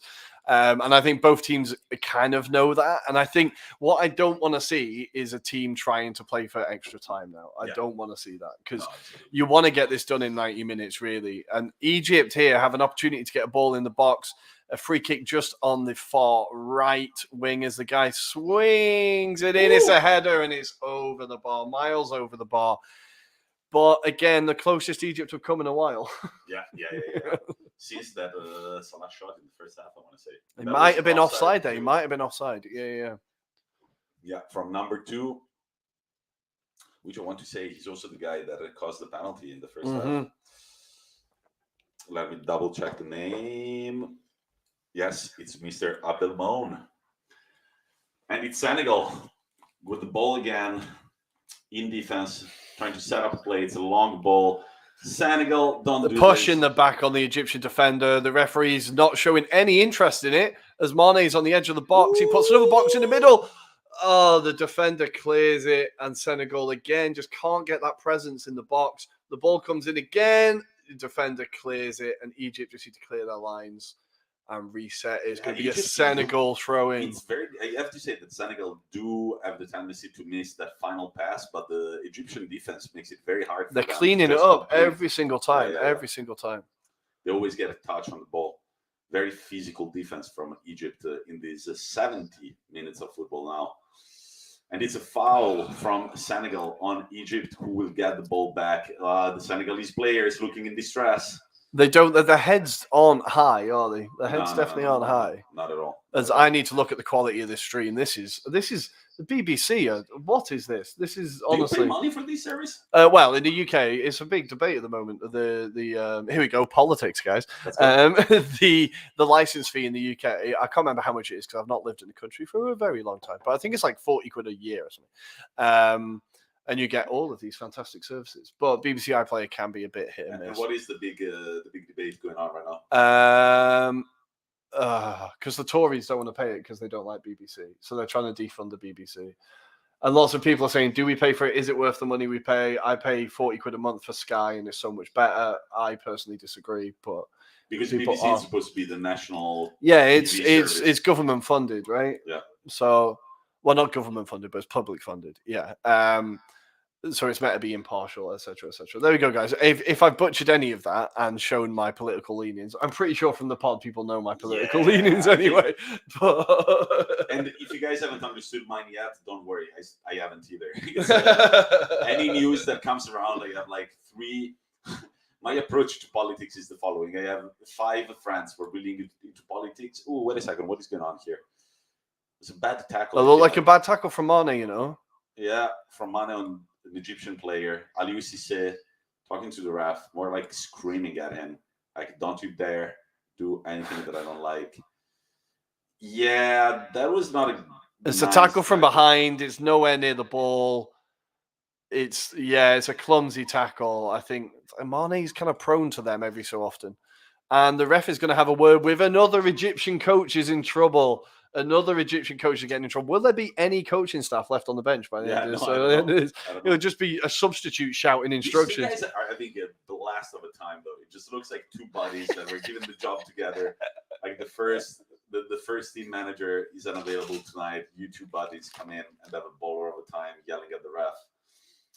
But yeah, no, just to wrap up very quickly as Rory tries to refresh our stream, I was saying that whenever something about politics happens, it's said, becomes like world news.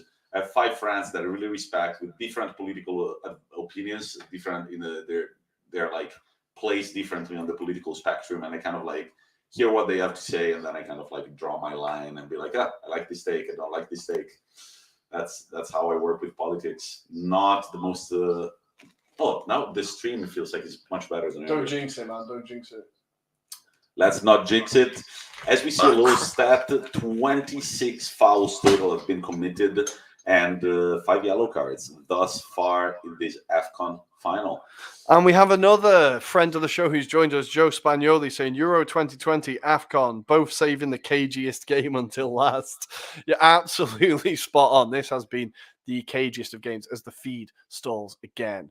I'm going to be writing a very angrily worded tweet to BBC by the end of the season. Are you going to vote Tories next time around? Never. Never. In case Rory's political views weren't clear enough right now. You've got a clear answer, ladies and gentlemen. BBC really not playing on our favor tonight. I remember when we did the Champions League stream, it was fine. I think that might have been a less legal one. Yeah, sometimes we also do illegal streams where those kind of people. I'm not paying. Right. All right. Touch wood, everyone, guys. 74 minutes. Come on, we want to see a goal. It's a long goal kick from the Egyptian goalkeeper. Oh, crap. There we go.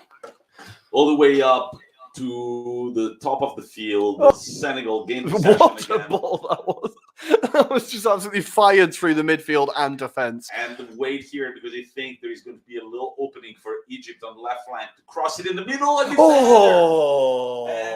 this was a very good chance from Egypt. Now, it was a chance from their number 28, who was just subbed in, I want to say. And he goes by the name of Hamdi. He has to do better there. That is he's kind of glanced it, but he was right in the middle of the goal. He should be getting a bit more contact on that. That was a big chance. I feel feel like Senegal has had possession most of the game. They've played. They've looked like the better side, but I feel like Egypt, at the end of the day, they had the best chances. They have had the clearer cut chances, really. Yeah. Like we said, Senegal have not really managed to get that final ball. They've not managed to get that shot off. The keeper's been a little bit busy, but mainly just catching crosses, really. Yeah. Oh my God, I would be getting nervous if I was a Senegalese fan. And Egypt look like they're waking up a little bit. Yeah. A little give and go. Salah doesn't give it back. Opens to the left flank, cross in the middle once again. But this is Egypt's time, mate. I'm going to have to ask you to... Oh, no, wait. Let's find the bottle openers here. All is good. But I feel like that cross technique is going to go work for Egypt a limited amount of times because the center backs for Senegal are way too physical, way too strong. I don't think they can get that many headers. And probably right now they'll score from a corner kick. So we have an Egyptian corner, and it's the first spell of pressure they've had this half, and it's the 76th minute. It's definitely getting a little bit tense. I can feel extra time coming, Tommy. Let's see if Egypt can make anything of this corner. As we've got Hamdi, him with his hairnet, is he going to bullet header in a winner? As it's cleared away by the Senegalese defense. They need to push out a little bit. Egypt trying to keep the pressure on here. El Neni just passing it to no one. And that's the guy that Ruairi's representing. Oh, Mo. There's the El Neni I know and love. That's the El Neni that deserves to lift an Africa Cup of Nations. Yeah. Great distribution from Mendy to the left flank. The teams are looking way more open right now. Sadio, no, that's Ismail Assar getting muscled off the ball, gives a foul away. He gives a foul away, and it's going to be another substitution, 2 substitutions from Mr. Aliou Cisse for Senegal. Let's see who's coming on. Ismail Assar is one of the players coming off. No, it's Chekou Kouyaté coming off. No, sorry, it's Diédiou, Famara Diédiou coming off and making ways to Amadou Bamba Dieng. Let's see if this young forward can bring more hopes to the Senegalese people. Yeah, Ismail Assar's come off for Dia. That's kind of an interesting one. And we've said that Sar's got quieter and quieter as the game's gone on, not really had as much impact as we'd have hoped. As Egypt here are passing it around the back, just trying to keep this pressure up, keep Senegal in their own half, try and find those gaps. But still, the Senegalese press has been good as they win it back in midfield again. And a foul is given away again. And here we go. We start again. God, it's a cagey final. Not what we were hoping to see. But kind of what we expected. Kind of what we expected. Not what we wanted to see, but kind of what we expected. I can sense a goal, though, man. I can sense a goal in the 90 minutes. You're more of an optimist than me. I think I can see where this game's going. I think I can see it. And here we are, Senegal passing it around the back, still trying to look for those gaps. El Neni has not stopped running the entire game, to be fair to him. His engine is impressive. As Senegal are now getting into a bit of space on the right. Oh, look. There is looking for the overlap. Yes, in the middle. Oh, there's no one there again. Nobody there to play the ball, but Senegal have done this over and over again, overlapping on the right wing. My guy Hamdi has been unbelievable. He has been an absolute rock at the back of that defense today for Egypt. Yeah. A difficult defense to get past. Yeah. Well, they've not been many goals in their games at all for Egypt. They've not scored many and they've not conceded many. It's interesting because we don't think that Egypt nor Senegal were the best looking teams in this Africa Cup of Nations. I would want to say that. Ooh. Another free kick on the edge of the box. That has to be. That's a stupid. Is this going to be? The guy looks worried. That's not his second yellow, is it? Is it his second yellow for number 6 from Egypt? He doesn't have a yellow yet. Nope. It's another free kick in a dangerous position for. It's number 5 who's given the foul away on Mane. Number 5 is already booked. Sorry. Number 5 is already booked. This would be the second yellow card. He instantly was like, oh, fuck, what have I done? He was instantly worrying. Is it his second yellow? No, the ref's decided he's got one more in him, I think. One more and he might be in trouble. Ooh. We've seen already 2 Senegalese free kicks and they've been thoroughly disappointing. So hopefully this one goes at least on target. El Neni doing the crocodile. There he is. And Oof, nowhere near. all right, so I want to ask you something. Last night I watched the Milan Derby with my dad, and my dad was just like, football has gotten way less exciting than when I was younger. Way more individual plays. Like Inter play very good football, but there is way less individuality and stuff. And I was like, you know what? I feel like, especially right now with all the statistics and stuff, I feel like the football that you see, there is less individual talent because they've spent millions on figuring out how the sport works. And so, Right. Good managers, it's just a chess game. When two good managers face off. Yeah, I feel like there's less space now for like a player I always think of. There's less space for a Ronaldinho now. Yeah. If you know what I mean, like no team really would. I don't know if nowadays a Barcelona would go for a Ronaldinho. Yeah. Because a lot of it is just luxury. A lot of it is just entertainment. A very good player, like one of my all-time favorites. But I feel like a lot of teams, they do just focus now on the team element, and those individual moments of brilliance maybe aren't catered for as much. And the Egyptian goalkeeper curse could be continuing. Their goalkeeper is down. Their third choice is currently warming up. They will be hoping that they can keep him on the pitch because he's been outstanding, not only saving the penalty, but been outstanding throughout the last couple of ties. And leading the defense like a true leader. We are now in the 81st minute, and Egypt could be in trouble. Third choice goalkeeper, what do you reckon? I don't know, man. Looking at how the second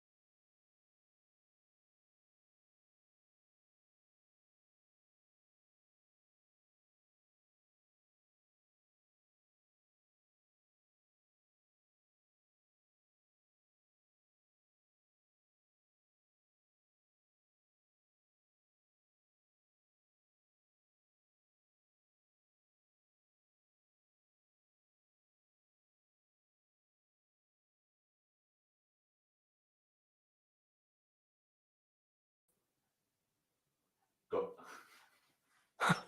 We're back. We're back. Guys, you can level many things at us, but professionalism is not one of them. We are back. We're fine. The cat knocked out the charger of the laptop. Do not fear. We are still here. And you'll be surprised to know nobody scored. So it's still 0-0. We didn't miss anything, really. I was going to get so mad if they had to score during those 30 seconds that we were gone. Mendy with the ball back, and now it's the stream. For God's sake, I'm going to put my fist through all of this technology. Right, 84th minute. This is the reason why we need somebody to just sponsor us. Give us money. Give us money, but not even to just really take care of all these things that need to be taken care of. We're more than happy to do live streams and stuff, but we need somebody with more technological knowledge than us, somebody with better promoting knowledge than us. And if you know anybody who wants to get involved and has got the money, we're here to claim it. We're 100% here to claim it. But that's right, we're here. We didn't miss anything, and Senegal are still trying to attack, not particularly threateningly. They're just passing a ball around midfield, trying to get that final ball. That is a lazy pass, I think, but it's Cisse on the ball. He's going to try and get something here. Finds Mane in the middle, is it? He passes it back. A nice little intricate play here, but Egypt again managed to win it back. They can never find the final pass when they do those triangles like that. As I say, and Egypt have got really good at just cutting out those passes, breaking down the play. They are very, very good at that. El Neni, again, has been everywhere. If you forget that pointless pass that he did, he's actually been pretty good today. I am going to keep repping him.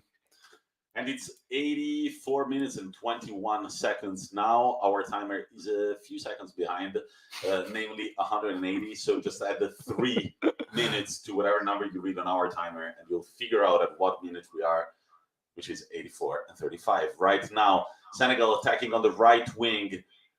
Players. They're definitely they're trying not to get they're trying not to get extra time. You can see they're starting to push for it, Senegal. I'm gonna scream.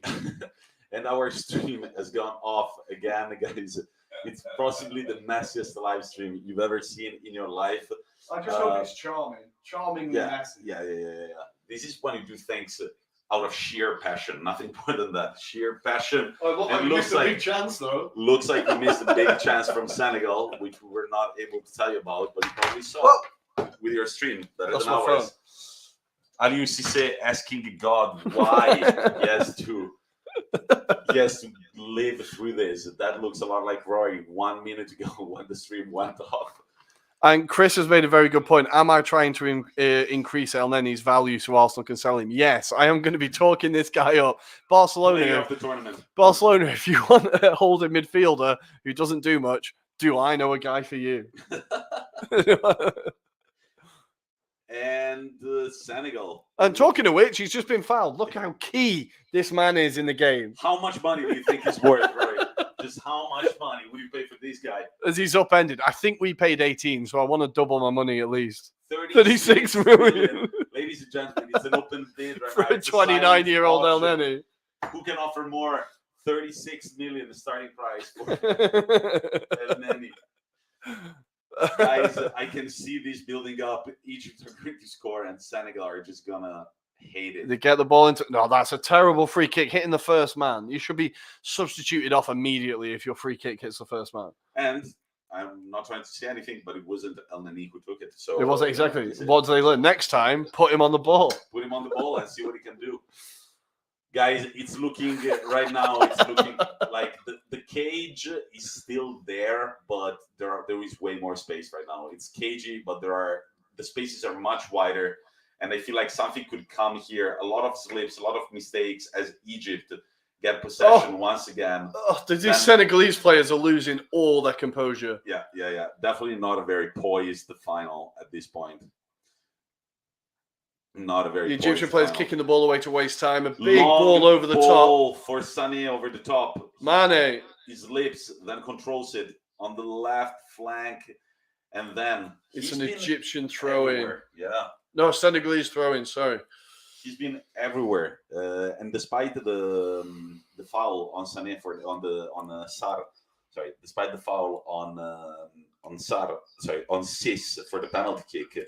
Abdelmonen for Egypt. That's another one for Mane there. He's kind of riding his luck here a little bit. That's another dodgy tackle he's put in there, stamped on the guy's ankle, and he has, in fact, been booked. Mane is in the book. He gets booked quite a lot for being an attacking player, isn't it?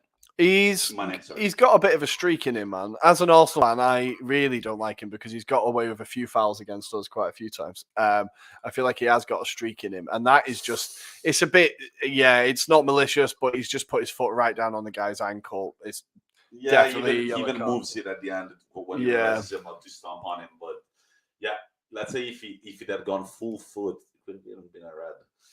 But the Egyptian keeper ready for a goal kick, and the Senegal coach looking at his stress. They're looking terrified of this. This would be their fourth final, and if they don't, this is their fourth final, and if they don't win it, it's going to be their fourth loss. As the referee writes something in the back of his hand, like defrost meat. Pick up dry cleaning. Pick up wife after What did he write, guys? Let us suggest us what the referee has just written on the back of his hand. We are confused. And right now, it's at some point, this ball is going to go in from a dead play. If they score from a set piece, right? 1-0, game over, right? Yeah. Egypt, get ready to take these free kicks. 89th minute. We're into the 90th minute.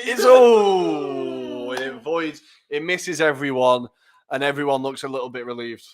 But, man, I feel like Egypt have really grown throughout the game, and right now they're looking like more confident. So. Yeah, this is what they were waiting for. This was their game plan. Just wait, try and get them at the end. Allez, les Sénégalais. Guys, I'm repping Senegal tonight, so go Senegal. Let's go, boys. Come on. I'm already coming from a derby defeat that we'll talk about tomorrow on the pod, but I would like Senegal to win this. Also, a lot of Senegalese people in Milan, and I feel like it could spark a few. Oh, there might be a bit of a party, yeah. Yeah, on the street. Yeah, there might be a little bit of a party if Senegal win this game. The police will be out in force, if they will. yeah. Turns out the police, that's quite racist all over the world. All over the world.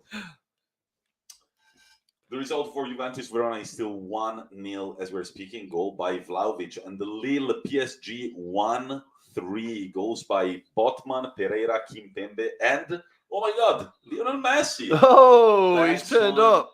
Back one for PSG in their 3-1 win currently over Lille at the 47th minute. We're just kind of eyeing at other games since this one is not giving us the goals that we wish we could see. But also, the other one is there's been another big upset in the FA Cup this weekend. In Conference North, Boreham Wood have just knocked out, or Conference, Boreham Wood have just knocked out Championship Bournemouth, who were chasing promotion to the Premier League, 1-0 at Bournemouth. Another FA Cup upset. It's been a great weekend for it. Great weekend for upsets. Great weekend for upsets. And Manchester United losing too. Middlesbrough. Yeah. If you remember Colin we had on the show, he's a Middlesbrough fan. Yep. Again, another team that are chasing promotion. We are into the 3 minutes of added time, guys. We all know where this is going now. We all know where it's going. Yeah, it's going there. Do Senegal have what it takes to score one at the very death of time? We are going to find out. They've got a throw in deep into the Egyptian half. Not too many players committing themselves forward, but a few as they're going to just try and chuck it in the box. A big Tony Pulis long throw in. Let's go. Get the big man on the end. Nope. It's a short one. Nice triangle from the Senegal attack. And who's there to clean it up? It is Mr. Mo El Neni. You're there to clean it up again. I would even pay 38. Assist. He's got round the back.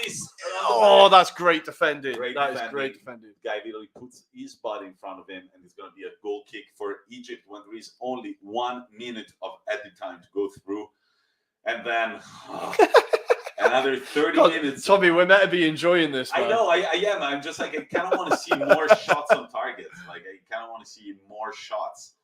There haven't been that many, and I feel like we missed a big chance for Senegal. While I think we missed like the biggest chance. Yeah, we are not going to take a break, guys. During the break between the 90th minute and the beginning of overtime, we're just going to be here chilling with you. And let's send our vibes to Yaoundé. We want to see some goals. As Senegal again kind of fruitlessly try and get it out of midfield, out to the right wing.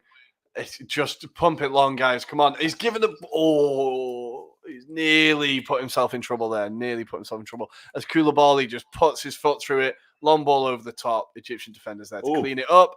And El Neni there's fouled. El Neni foul. Now that's a foul.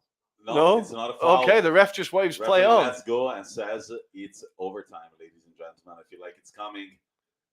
And there we go. He blows the whistle. Extra time, guys. Extra time, ladies and gentlemen. Kalidou Koulibaly not looking happy at the moment.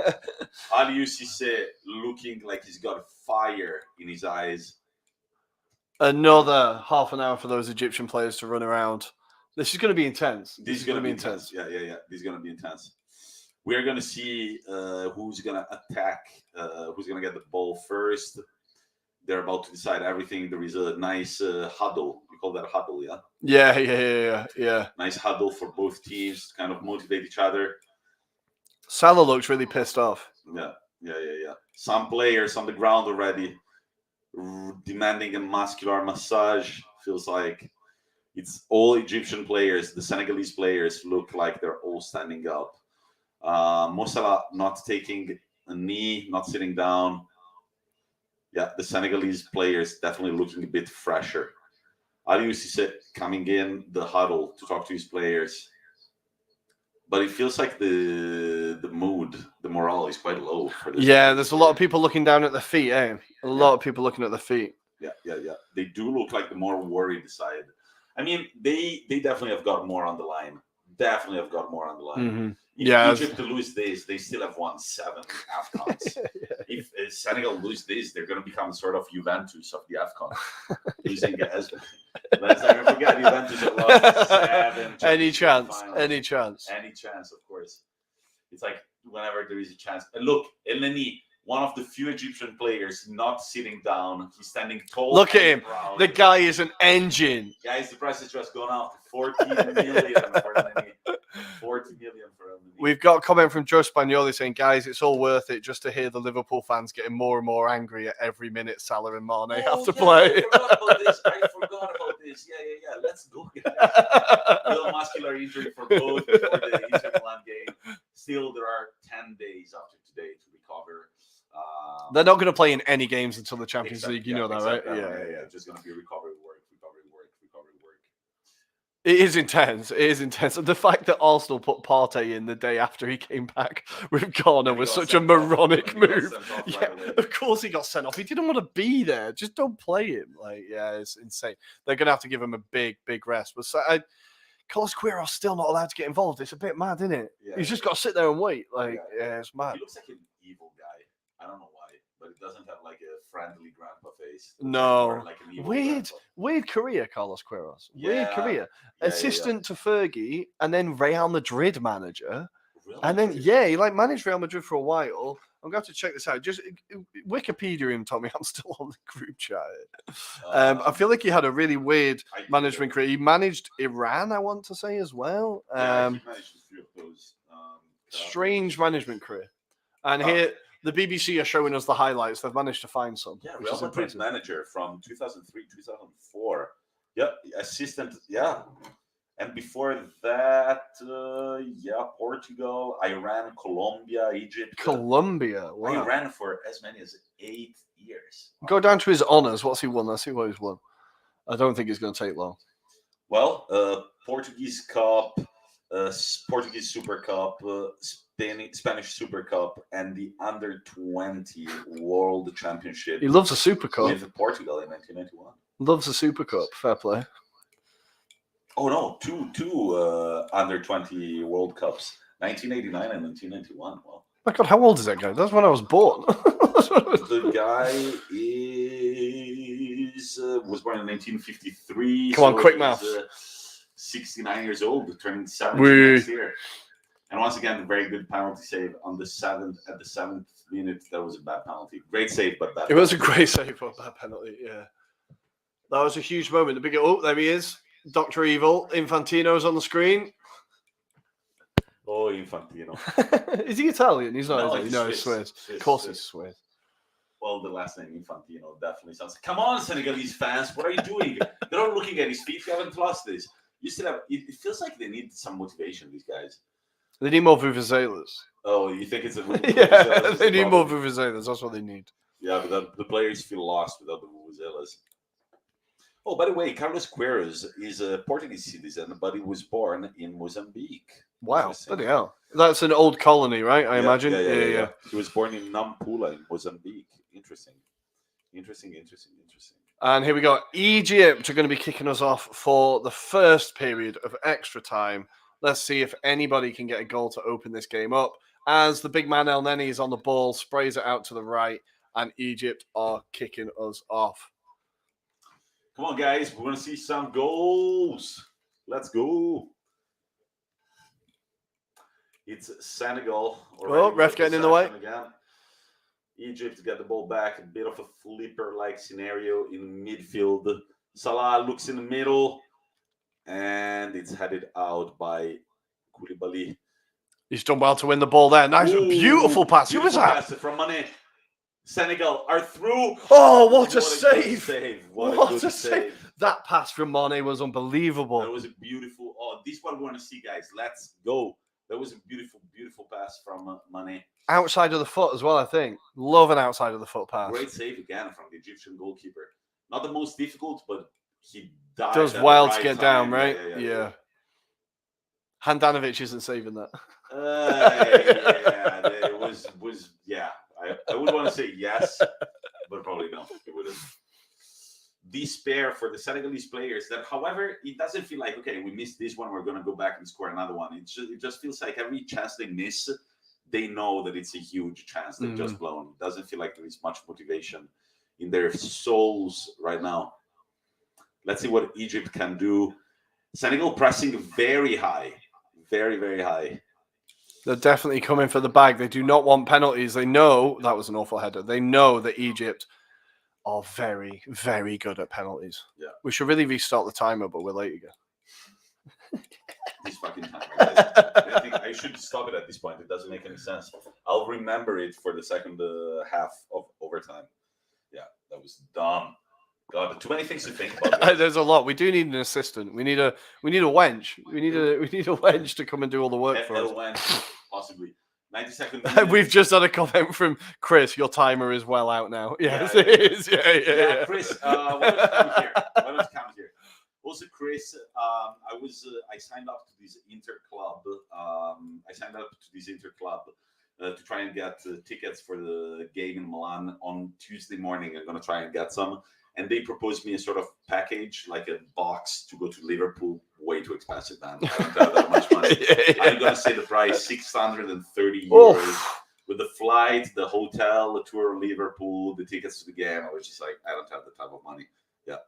Not by that. One day we'll have that money, but not quite yet. And again, if there is a sponsor willing to pay me a little trip to Liverpool to visit my friend Chris, now, and I'm sure that if I looked for other flights and maybe talk to a mate that could take me at his place, it would be less expensive. But also, it's during the week and stuff. I'm gonna try and go to the one in Milan. Chris, predictions for that game? He's going to get back to us. It's going to be an interesting one. But here we have Senegal with another free kick, trying to get someone on the end of it in the box. Can they find that final ball? Yeah, this is the third time that they've had a free kick from that spot, and they haven't managed to do anything. It's a nice ball. Misses everyone again. Misses everyone again, and it goes out to the left. Chris says 2-0. Is that the first leg or overall? That's got to be first leg, right? So it means the first leg 2-0. Inter playing at home, so Inter win 2-0. Right? Second leg, Chris, can Liverpool overturn the score or not? We want to know. We want to know. Unfortunately, Onana is still an Ajax player. Otherwise, I would start him in goal, despite him having an absolute howler yesterday. In the third place playoff, he did not cover himself in glory at all. I think it went down as an own goal in the end. Well, it was an own goal, right? It was not going anywhere near the goal. He says it's 2 to Liverpool, obviously. 2 to Liverpool, 2-0. Well, are Inter able to overturn the score at Anfield afterwards? No. It's going to be. I can't wait for this time, man. It's going to be so exciting. We are into the 95th minute, so 10 minutes left of this half. Still, the best chance came by Senegal. Only the one, as they again try and build the play from midfield. Cisse has been all over. This guy has been constantly a threat on the left, on the right? Left, has been outstanding, both defensively and offensively. Oh, Mane trying little kick-ups there as well. He's got a lot of time for that. And I got a lot of time for Egypt's number 8. Let me check his name again. I feel like he's been kind of all over the place. Number 8 is Ashur. He's a right wing who plays for Zamalek in Egypt. Yeah, nice. Yeah, 23 years old, quite young, but quite a bit of personality. I feel like he's done well tonight. Chris says 4-1 over 2 legs. Oh shit! Come on, Chris. That's way too many goals. I don't think it's gonna be that many. We shall see. I was feeling quite smug about the Liverpool game before yesterday, and then yesterday I saw that we were able to blow a lead in 30 minutes. So I was thinking of you when that second goal went in. I really was. Beautiful control from Giroud, I have to say. How the way he spun. Yeah, it's beautiful goal. Loves a big occasion, does Olivier. He's always there. All the Egyptians looking, and there's a Liverpool shirt in the crowd as well. All the Egyptians looking very tense in the stadium. I think everyone's getting a little bit nervous, scared, nervous, sweaty. And Cisse again on the left wing is ready to go. Can he get behind this defense? Wow, Senegal back. A lot of men in the attack. They really are committing a lot of people forward. Yeah. I feel like there is only one player who's staying back. It's 3, 6, 7, 8. That's a foul on Mane again. It has to be.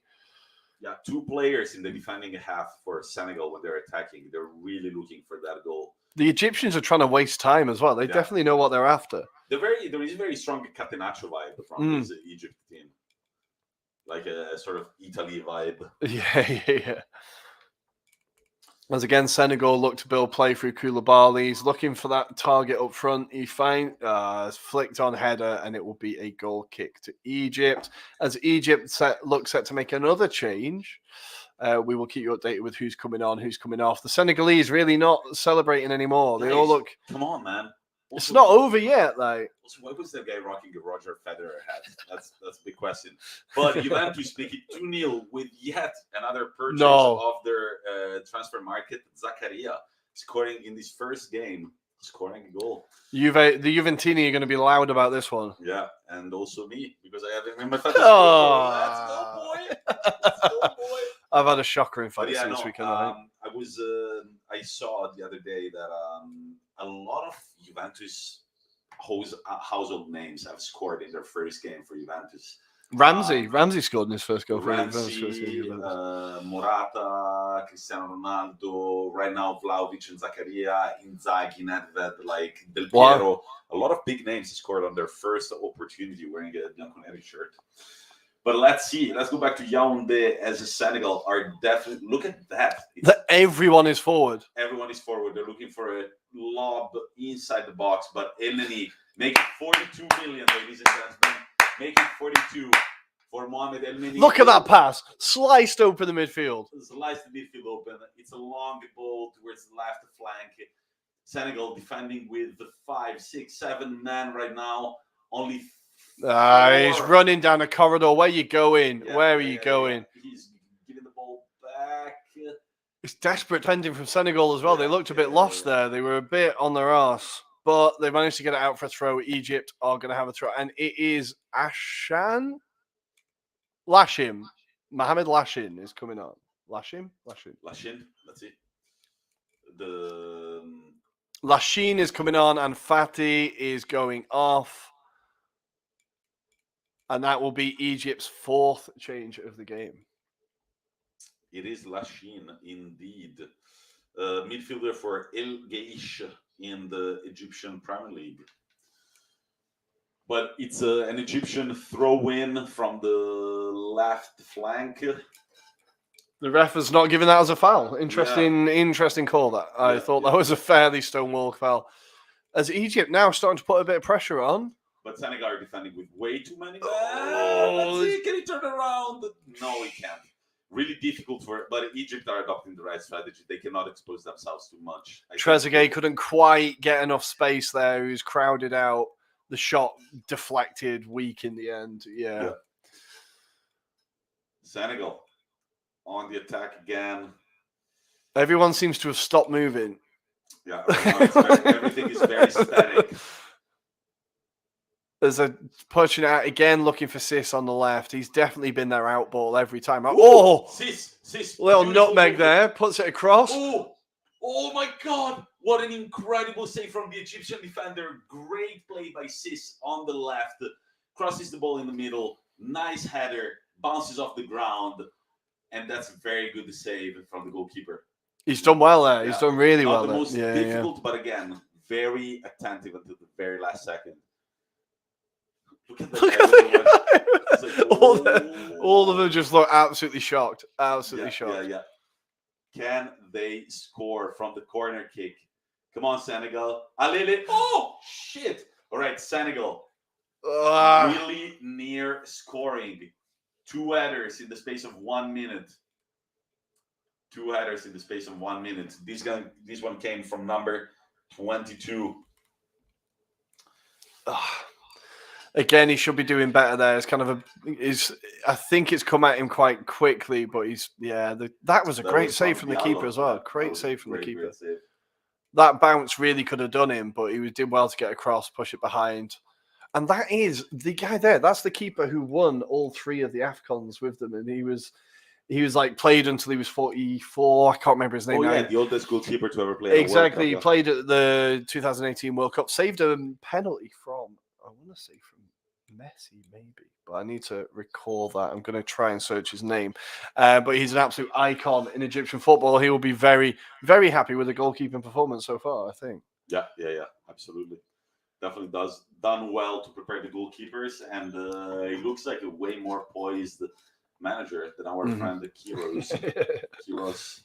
And we're into the 102nd minute here, so only a few minutes away from a quick little break where we might reset the timer so we can give you actually where we're up to in the second half.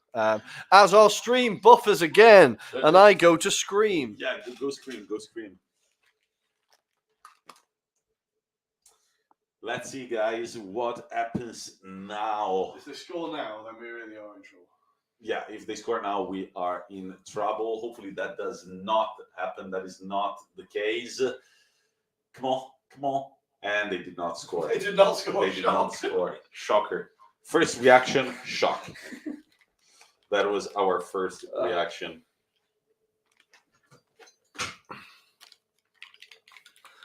This really does make you respect commentators more and how they have to make 0-0 sound interesting. It really is like, we've got quite a few years to go before we get to that level. I think this is quite difficult to make it sound interesting. But Senegal, again... they don't have to worry about the Wi-Fi and plenty of other things. True.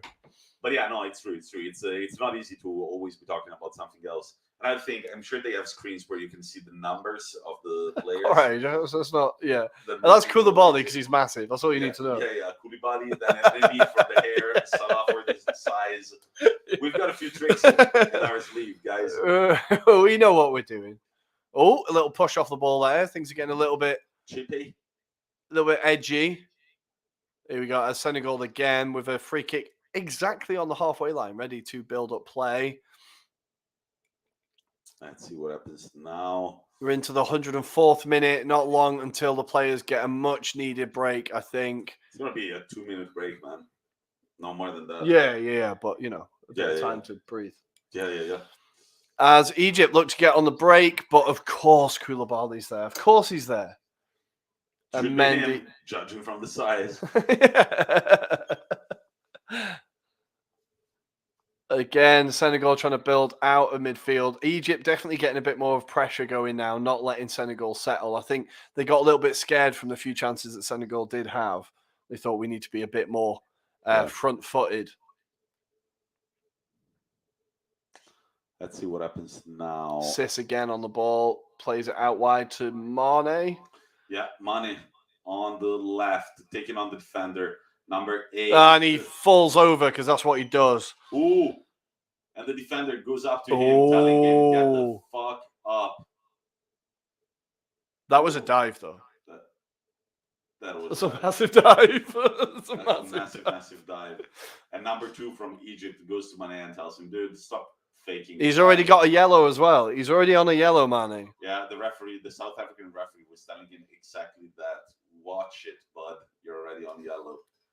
What's going on now? My TV saying it will turn off in 2 minutes. You can give me the remote from right there. Guys, everything and anything is happening in this live stream. We're happy you are with us today. I don't think it's going to happen. I don't think the TV is going to turn off in 2 minutes. There we go. Oh, God. Good. Here we go. Nearly half time. Yeah, I think it's going to come to halftime right now in 5, 4, 3, 2, 1. That should be it, really. It is. And here we go. Still no goals into the final right half. I'll wait until it kicks off, right? I'm going to make sure that this time I press on the timer. And Chris says even Tommy's TV has had enough of this game. Yeah, no, it's failing to pick up any action, so it's gone into standby. One of the most disappointing games that I've seen in the AFCON in general. No, it has. Yeah, it's not been great. I did kind of worry before the game. I think we were talking about it. I was like, Tommy, this could be a terrible game. This could be a really terrible game. But we were thinking, guys, honestly, getting in the chat, what was the last final you saw that you were like, this is a great game? The last final. I'm trying to think of the last World Cup final. Well, France. France-Croatia was a decent one, right? France-Croatia was a good one. Definitely not England, Italy. I'm thinking in the Champions League, the last one was not great. what was the one during lockdown? What was it? Bayern Was that Munich, Bayern PSG? against? Yeah, Bayern PSG was okay. Bayern PSG. It was it PSG in the final? Yeah, Wow. PSG lost. That's the only final. No, because they lost to. Wait, let me Oh see. God, you're seeing us. Hey, we're going off the top of our head. We were not expecting to talk about the Champions League. But I'm going to find that final. I feel like in the Champions League, there hasn't been a very exciting final in a long time. I think the last final, and I apologise any Liverpool fans, Chris, who are listening, the last Champions League final I genuinely enjoyed was the Real Madrid-Liverpool one with Karius, because it was just such of a like, what the hell is going on here? Yeah. This is genuinely a great game. Also, the Real Madrid-Juventus one was a very good game, I seem to remember. Mandzukic with that one of the great forgotten goals. Yeah. Bayern Munich PSG 1-0. Yeah, it's not a classic, is it? Back in time when Liverpool Tottenham was not a great final. No. What was this one? Real Madrid Liverpool. Yeah, that was quite exciting. That was quite a good game. What the fuck moment. Yeah. And before that, it was always Real Madrid against Juventus. That was a good final, I seem to remember. Yeah, that was a good final with that Mandzukic goal. Mm-hmm. Yeah. But I feel like most finals nowadays are just so cagey because both teams are terrified to lose. Yeah. Like, you don't really get teams that are willing to, like, go for it. Like, not really.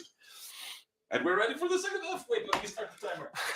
We can actually be accurate with our timing. There you go, guys. Our timer is pretty much spot on. Yeah, so that's a few seconds behind. Don't worry about that. You can deal with it. Yeah, deal with it. Compared to what we've seen so far, this is very professional. We accept no complaints. Come on, guys. We want to see goals. Here we go. Let's see Senegal trying to get a hold of the ball. They do. And give it away. Give it away right away. Very sloppy from the Senegalese. Oh my God, it feels like the ghosts are starting to get in there. They're getting a bit, you can see them getting psyched out. It looks like they've been rattled for a while, I think.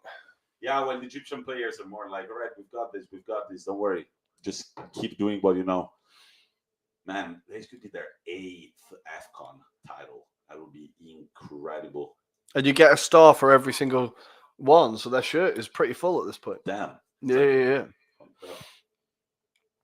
Let's see what happens now with Egypt trying to control everything. Again, just trying to build, but the Senegalese just still, there's a lot of running in those legs still. I can't believe this. Yeah. That's a long time they've been out there, and they're still keeping that press going. But the goalkeeper makes a good movement off his line and collects the ball. Chris says we will see goals in 15 minutes from 12 yards. Yes. 15 minutes after the start of the penalties. If there are penalties like the ones that Cameroon shot the other day, oh my God. Those were bad. Well, I feel like Mane now, like the psychology for him for that penalty is like even extra because he's been rattled out once by Salah. True. And now it'll be like, okay, I went the opposite way that I went. Do I go the same way? Do I go the opposite way? Do I actually take a decent penalty as opposed to the last one? They're like the levels of psychology. I always find it so fascinating. I like to think we're not going to get there, but it seems we're going to get there as Senegal, Cisse gives away a free kick deep into his own half to foul an Egyptian player. It's another opportunity for Egypt to get a ball in the box. It's kind of been where their only opportunities have come from, but even then, not really any clear-cut ones. There was that header where they definitely should have done better, but they've not really had any clear-cut opportunities from the set pieces so far. Senegal will be hoping they maintain that level of threat. You can see a few Pharaoh, I want to say... Headdresses, yeah. Oh, the keeper giving it a big one. He's getting everyone, trying to get the crowd pumped up, get a bit of noise going. Yeah, that's what Senegal are lacking. They're lacking spirit, I feel like. Come on, Senegal. Come on, boys. Koulibaly is such a terrifying looking man. I would not want to be mouthing off to him in the defense. Yeah, not at all. As they get ready to deliver the ball here, it goes deep. Oh, and the Senegalese defense have to deal with it. They clear it away, and that is a desperate clearance, isn't it? They're looking to just get out. So what happened here? Long ball towards the left. I think the Senegalese defenders end up handing it back in. And again, Egypt looking a bit more threatening here. Senegal definitely getting a bit lack of discipline, starting to foul a lot, to. They look nervous. It's not good for Aliou Cisse in the sideline. Drippiest manager of the AFCON, probably not happy with what he's seeing. The Senegalese are really struggling to build up meaningful play and shoot on target. We haven't seen much of that from the Senegalese. From the man in green today, strange game, but yeah, we can say that we're super surprised by the unexisting scoring thus far. Again, players just lying on the floor. Yeah, and a Senegalese player is on the ground now. He's number 15. Well, we got a number 15.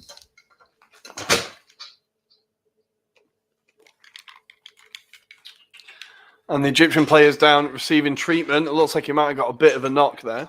I'm not sure if they've got any changes left. And we're into the 110th minute. El Neni's still going. Look at him. He's glorious with those dreadlocks. He's still going. 45 million. Last offer. Last offer. 45 million. Who wants a Neni, guys? 45. Who did you get him from? Who did Arsenal get him from? Basel, yeah. He did. The only moment I remember really outstanding brilliance from El Neni is he scored an absolute beauty at the Nou Camp in a game that we ultimately lost, obviously. But he scored an absolute rocket. Back in the days when we used to be in the Champions League. Remember that? All those years ago. How long has he been at Arsenal? Like 8 years or something. He's been with us for ages, man. Like ages. Yeah. He's been with us a long time. He's one of the few players left that played under Wenger, I think. Wow. Yeah. Been there a while. He got to Arsenal in 2016, actually. Yeah, 6 years ago almost. Yeah. 1 year loan spell at Besiktas.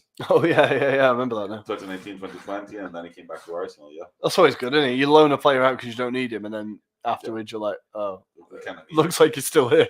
Yeah. Looks like you don't have money to go for somebody private deal. Welcome back. Hey, we missed you. This guy. How was your Turkey? So right. Senegal now trying to get their own attacks going.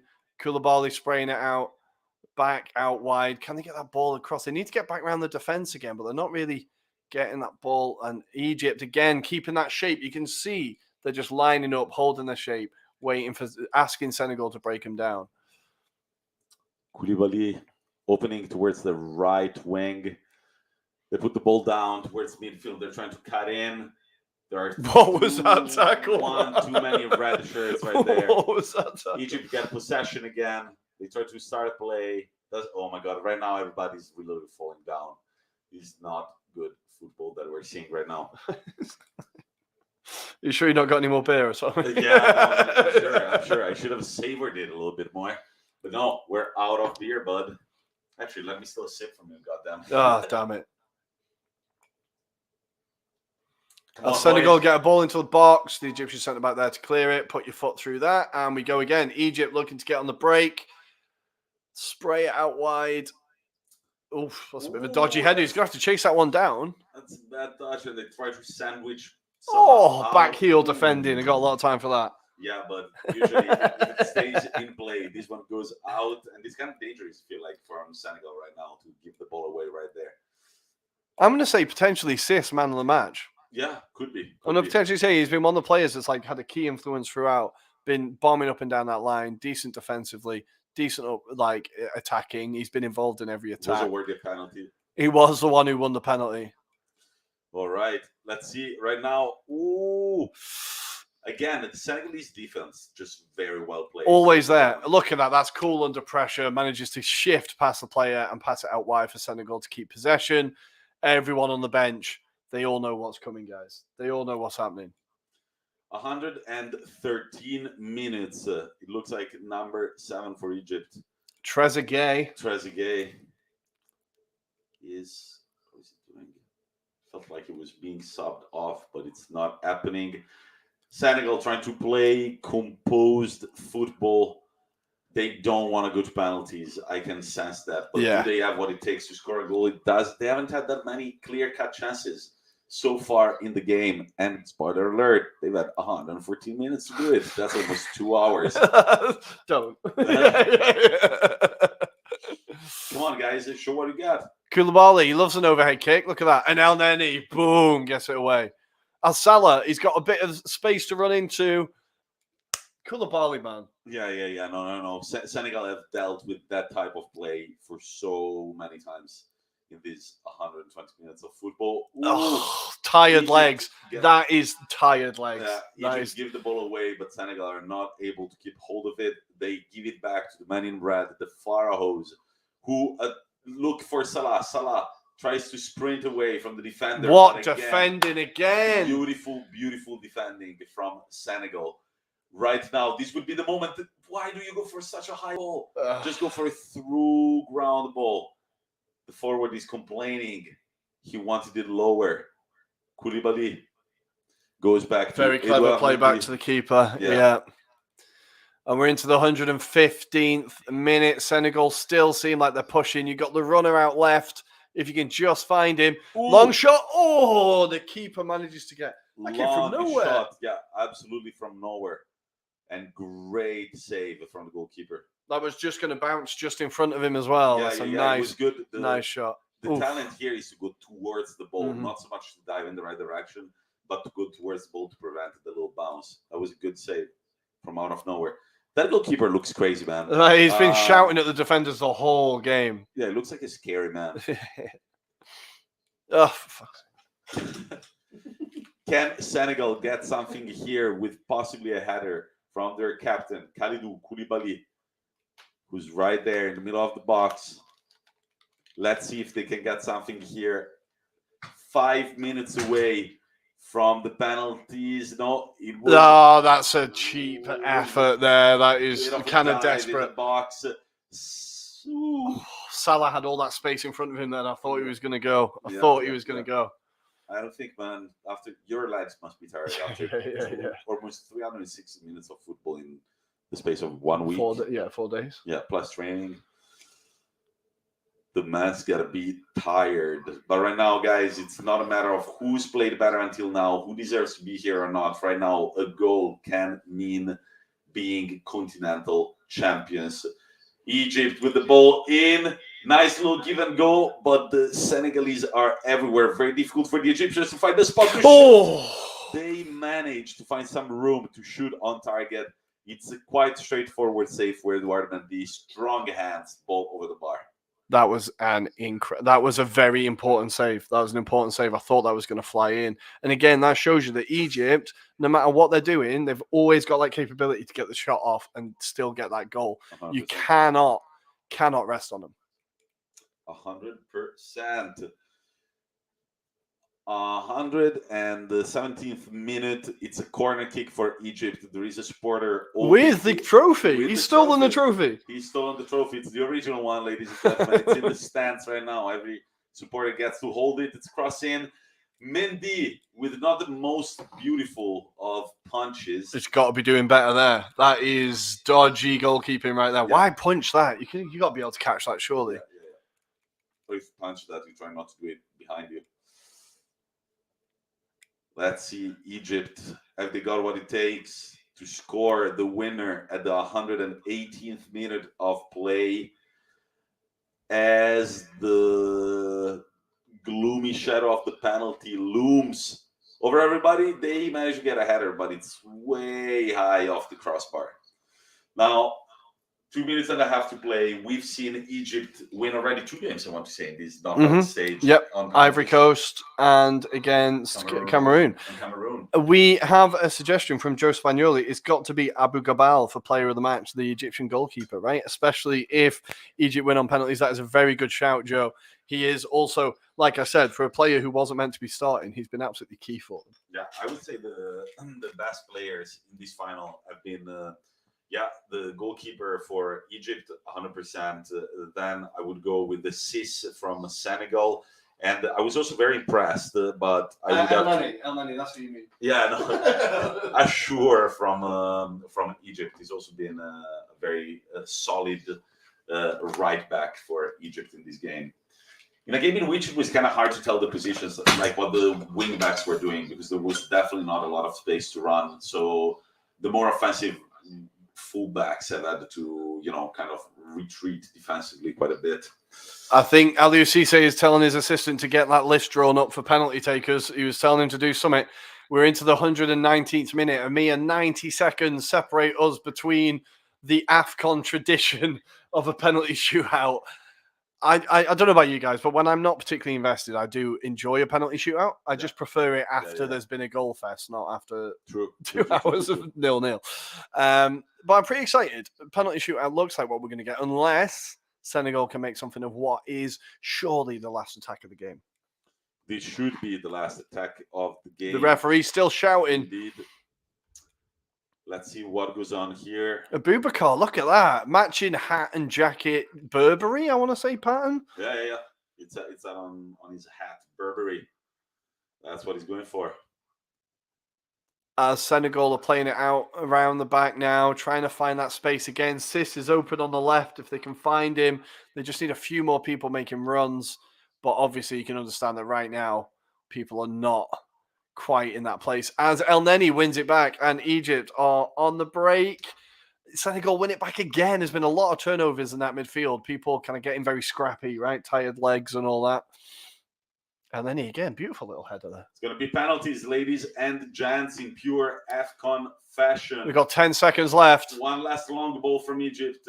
Koulibaly shields it out. Shields it out. It's going to be penalties. We are ready to see what madness the AFCON is going to bring to us this time around. There is actually going to be a little bit of extra time. Nope. That's it. Penalties it is, guys. Oh, God. Let's go. Let's see. Now, guys, we apologise if we're behind your feed for penalties because it's really going to matter in penalties, isn't it? We apologise. We hope we're on time with you. We hope that we are synced with your wherever you're watching it. If we're not, don't spoiler it for us. And we will take you through what is going to be a pretty tense occasion. Do we think how many do you think we're going to get? Are we going to get beyond sudden death? Do we going to get into sudden death? I think we're going to get into sudden death. Yeah. Ah, God, this is so nerve-wracking for Senegal. It's awful, especially for Mane. Look at the smiles. Yeah. The third string goalkeeper is going to go in. Wait, what's going on? Do you see the smiles from the 3 Egyptian goalkeepers? Yeah, they know what they're doing. Yeah, they know what they're doing 100%. And right now, would you take any advice from Mane? His own penalty? I think I'd still be listening to the most experienced. Your captain, right? He's still. Oh no, wait. Koulibaly's the captain. He's still one of your most experienced players. He's had a rough go at the first one, but he's going to score the next one. Let's see what happens.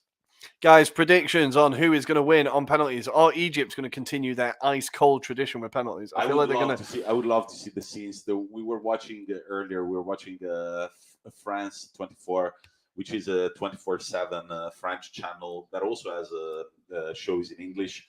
They were showing the scenes in the car and the people ready to celebrate. It would mean a lot for the country of Senegal. Again, they've never won it.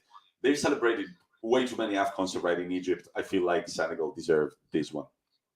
I kind of hope they do it. I would love to, you'll see the videos on Twitter of Dakar absolutely exploding if they do win it, and it will be beautiful to see. El Cairo is going to explode. Oh God, yeah. But look, both goalkeepers always sticking together with their trainer. That's a weird vibe. Why is the third keeper getting involved? I don't know. Just like because they train together and I don't know. Feel like it's a brotherhood thing that they're doing. Let's see. You've got to fancy this keeper to save 1 or 2, though. He has been great on penalties. Yeah. He has been great on penalties. You think he's going to be feeling pretty confident. But they know that there's a lot of shouting going on. He's still shouting. It looks like he knows what he's doing. Yeah. He looks like very confident. That's what you want in a goalkeeper. Exactly. Composed, confident. He's got the notes written on his water bottle. Did you see that?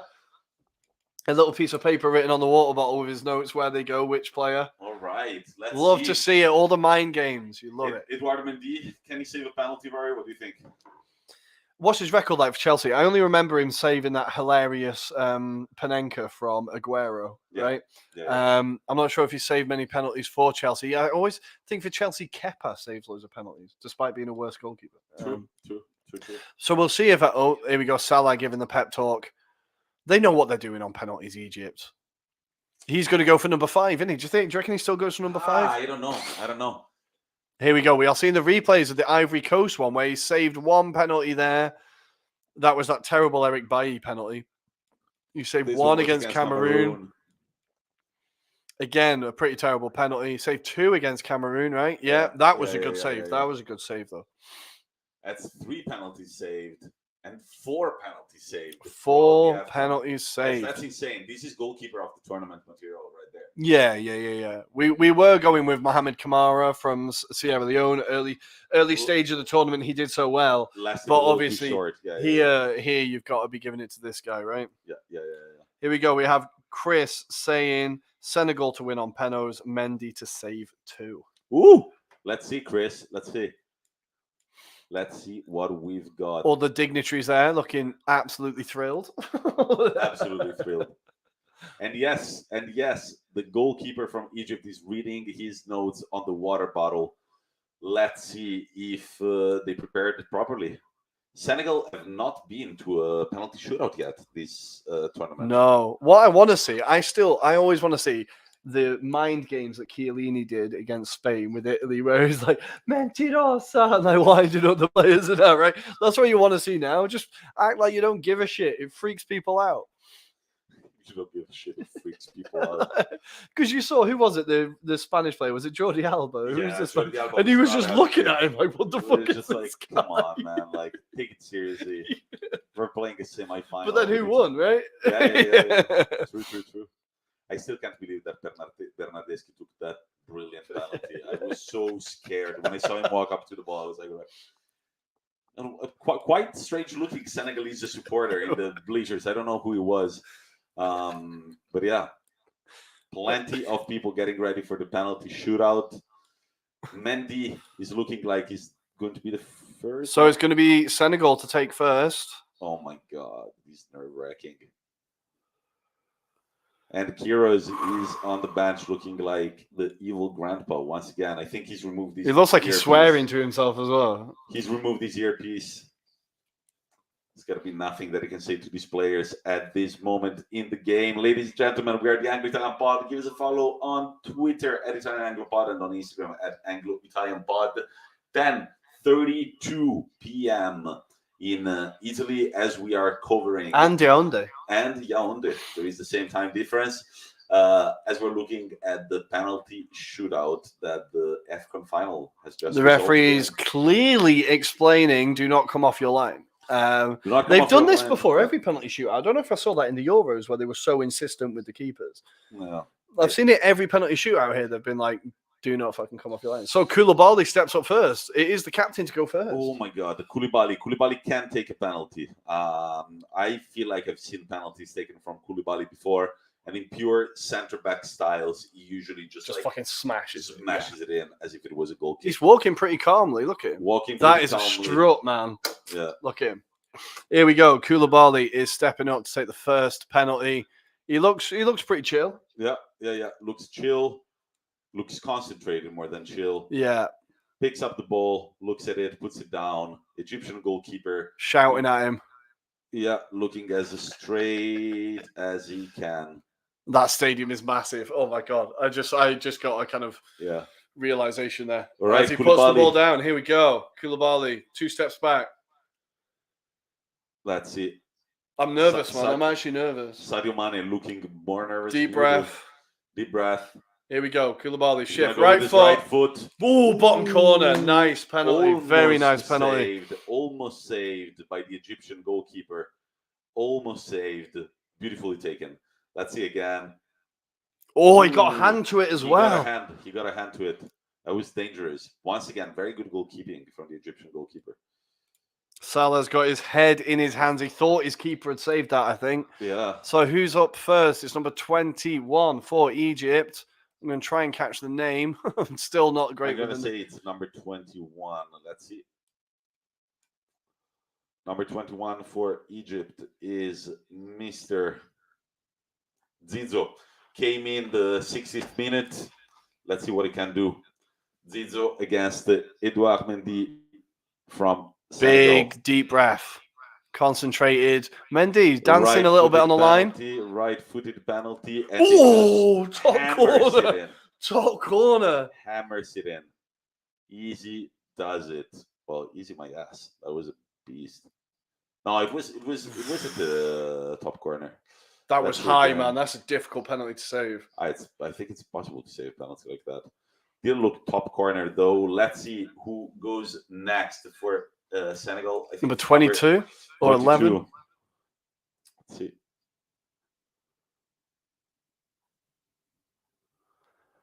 Is it Diallo? All center back. The players looking at the ground. None of them can bear to watch what's about to happen. 22, it's Diallo, center back from PSG. Of course, scored in the semi-final, Diallo. I think that was him who scored. And here we go. He steps up. Oh, bottom corner. Another beautiful penalty. Same exact corner as Koulibaly. The goalkeeper still guessed the angle. Wasn't able to save it. Let's see.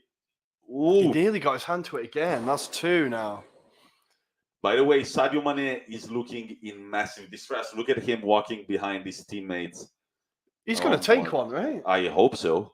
He better. Come on. Otherwise, he would be like Robin. Do you remember the Champions League final against the Bayern Munich? No, against Chelsea. He missed it. He got it saved by Czech in overtime, and then he refused to take it in the penalty shootout, and they lost. So I think now we've got Trezeguet stepping up. I think it is number 7 who's stepping up. No, it is Mane, the number 2. Number 2 had a very good game despite the foul on Sané. Solid at the back throughout the game. Solid at the back. Let's see. Mendy running up and down the line, trying to shift him to one side. Oh. He's hit the post. He's hit the post. He's hit the post. The Egyptian centre-back, the goalkeeper had dived the opposite way, but he gets the post. Despair as he puts the hands over his face. This could be massive for Senegal. It was a right foot. Mendy went the wrong way as well. And then he had to dodge the ball.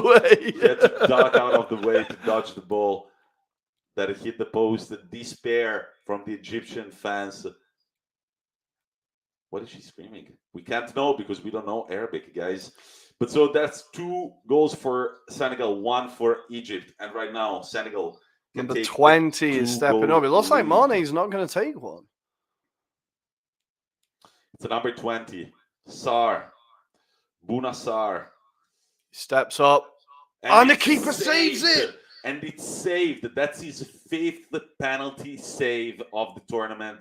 Sadio Mane does not look like the guy who needs to be taking a penalty soon. No, he looks like he's crapping himself. Carlos Queiroz goes mad in the stands. And the goalkeeper, they are showing the Egyptian goalkeeper checking his notes again right before the penalty take.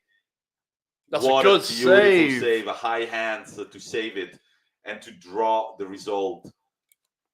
Wow, Senegal really could not take the advantage. Well, let's see if Egypt can score this one to equalize.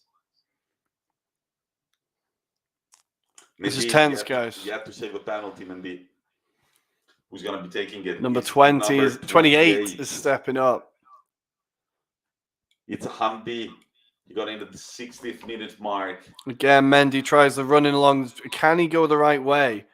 No, he sticks it bottom corner and Egypt equalize. It's level again. It's level again. Absolute Cisse in Yaoundé. I don't know if that strategy is paying off, Edouard. Yeah, he's going the wrong way on both the times he's done that. Egyptian fans definitely looking like the more vocals between them and the Senegalese. Mohamed Salah, it means the world to him. Yeah. Wow. That's a lot of stars on their shirt. It's a lot of stars.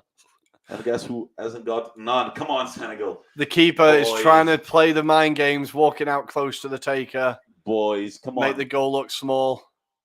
The Senegalese bench can't look. Sarr can't believe he's missed such an important penalty. There are prayers being said at midfield.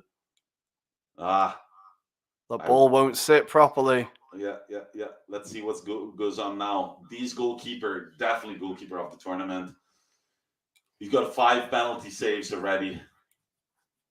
Let's see if he can make another one. Who's taking the penalty for Senegal? 16. 16. 15, sorry. Oh. And right into the roof of the net. Beautiful penalty from Dieng. What a beautiful penalty from the Marseille striker. Wow. He had a chance at the end of the game as well. He's been lively since he came on. I think he was one of the players to come on. That's right? how you take penalties, Sadio. That's Right how you into should the have roof of taken the your net. penalty. Right into the roof of the net. Come on, it's equalized. Let's go. 4th penalty for Egypt. The 4th penalty. Who's it going to be? It's not Mohamed Salah. Oh, let's see. The Number 18. That's a hell of a mustache on him. Oh. It's Lachine. Mendy again. He's kind of half adopting the dancing and not. Is he going to go the right way? Ooh, he saves it! And he does. That was a terrible penalty. Our friend Chris Hamilton had said it. He said 2 penalty saves from Edouard Mendy, our least favorite manager of the competition. If Senegal's... That was a bad penalty. That was a terrible penalty. Senegalese players looking away. They still tell themselves to play it chill. Oh, this is tense. This tense. 2 misses from Egypt, 1 miss from Senegal. Aliou Cisse killing a water bottle. Absolutely smashing it to the ground. It's Mane. Oh my God, Sadio Mane. It's Sadio Mane. If he scores it, they've won it. If he scores it, they've won it. This is the decisive penalty. If he scores it, they've won it. Can he? This is massive. This is massive. Massive. This would mean that the 5th penalty taker move that we've been talking about, Salah, would not pay off. Let's see. Sadio Mane. Now, what does Mane do? Does he go the same way? Does he go the opposite way? I don't know. Hit it as hard as you can down the middle, man. I think he's going to miss it. Yeah. I think he's going to miss it. He looks a bit more confident this time. No, he doesn't. And he's done it! And Senegal have won! Senegal, They've won it! They've won it! Oh my God! Look at me! Oh, incredible! This is their first AFCON in history.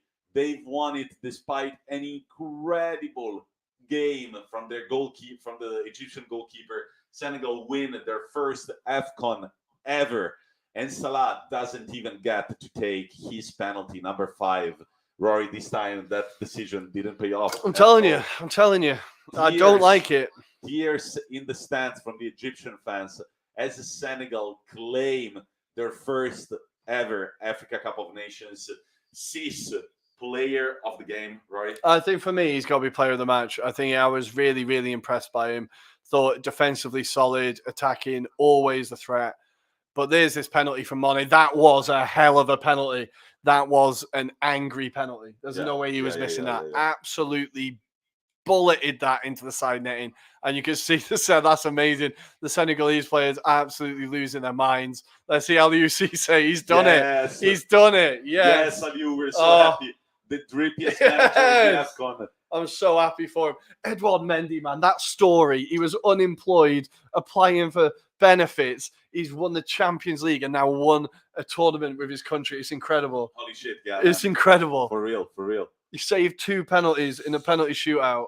Mohamed Salah, a.k.a. one of the men with the hairiest arms in the world, in despair and distress as Egypt fail to win the AFCON, only for the 2nd time in their history. Yeah. They've only lost 2 finals.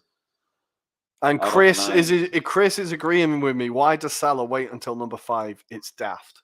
Yeah, it's a Ronaldo move. It's a I want the headlines move. It's I don't know. I just don't like it. If you're good at penalties, get at the front and get it scored. Yeah. True. Oh, and Mane going to Salah. What did you say to him now, bitch? for a brotherly hug. Teammates at Liverpool, enemies and rivals in this game. They will be both losing to Inter Milan in 10 days' time when they come visit the San Siro. Yup.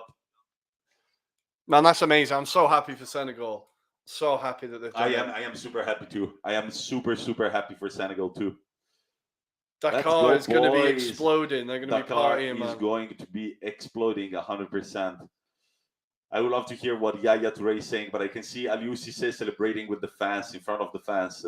Massive first ever AFCON win for the Senegalese. And Mane not even celebrating that much, going mainly towards the Egyptian bench to shake hands and hug players that he's become friends of. While, that says a lot, but that's the kind of guy he is, I think. Yeah, That's yeah, the yeah. kind of guy he is. Yeah. Chris says, well, he got that prediction right, so 4-1 against Inter is definitely going to be right. Damn it. The Egyptian keeper, man, he did everything he could have. He did everything he He couldn't have done could. any better. He couldn't have done any better. I think he's still going to be goalkeeper of the There you go. tournament. Mane's getting involved now. He's getting involved now. There we go. After talking to the Egyptian bench and to the Egyptian players, Mane is like, all right, guys, got to catch up with y'all. Got to celebrate a little bit.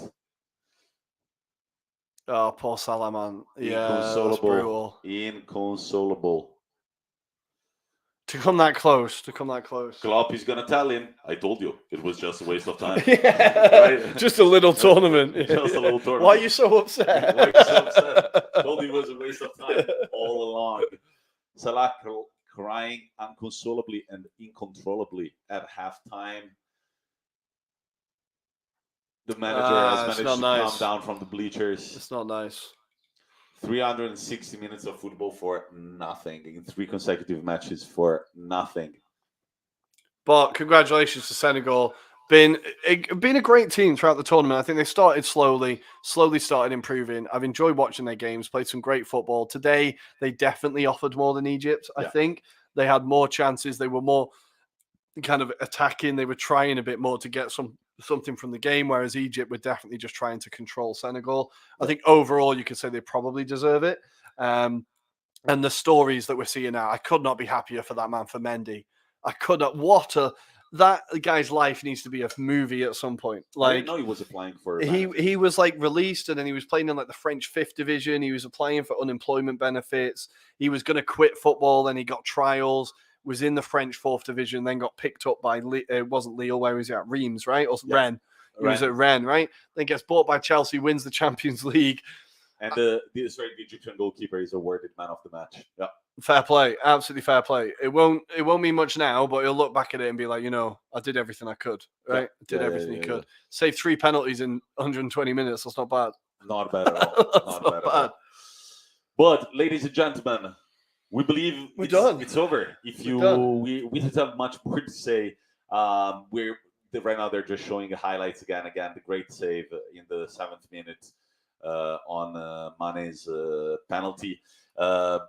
We're going to leave you to the beautiful images of the Senegalese footballers lifting their first ever AFCON. And we were kind of happy to be here to, tell the story of this team that didn't start that great, but kind of picked themselves up over and over again.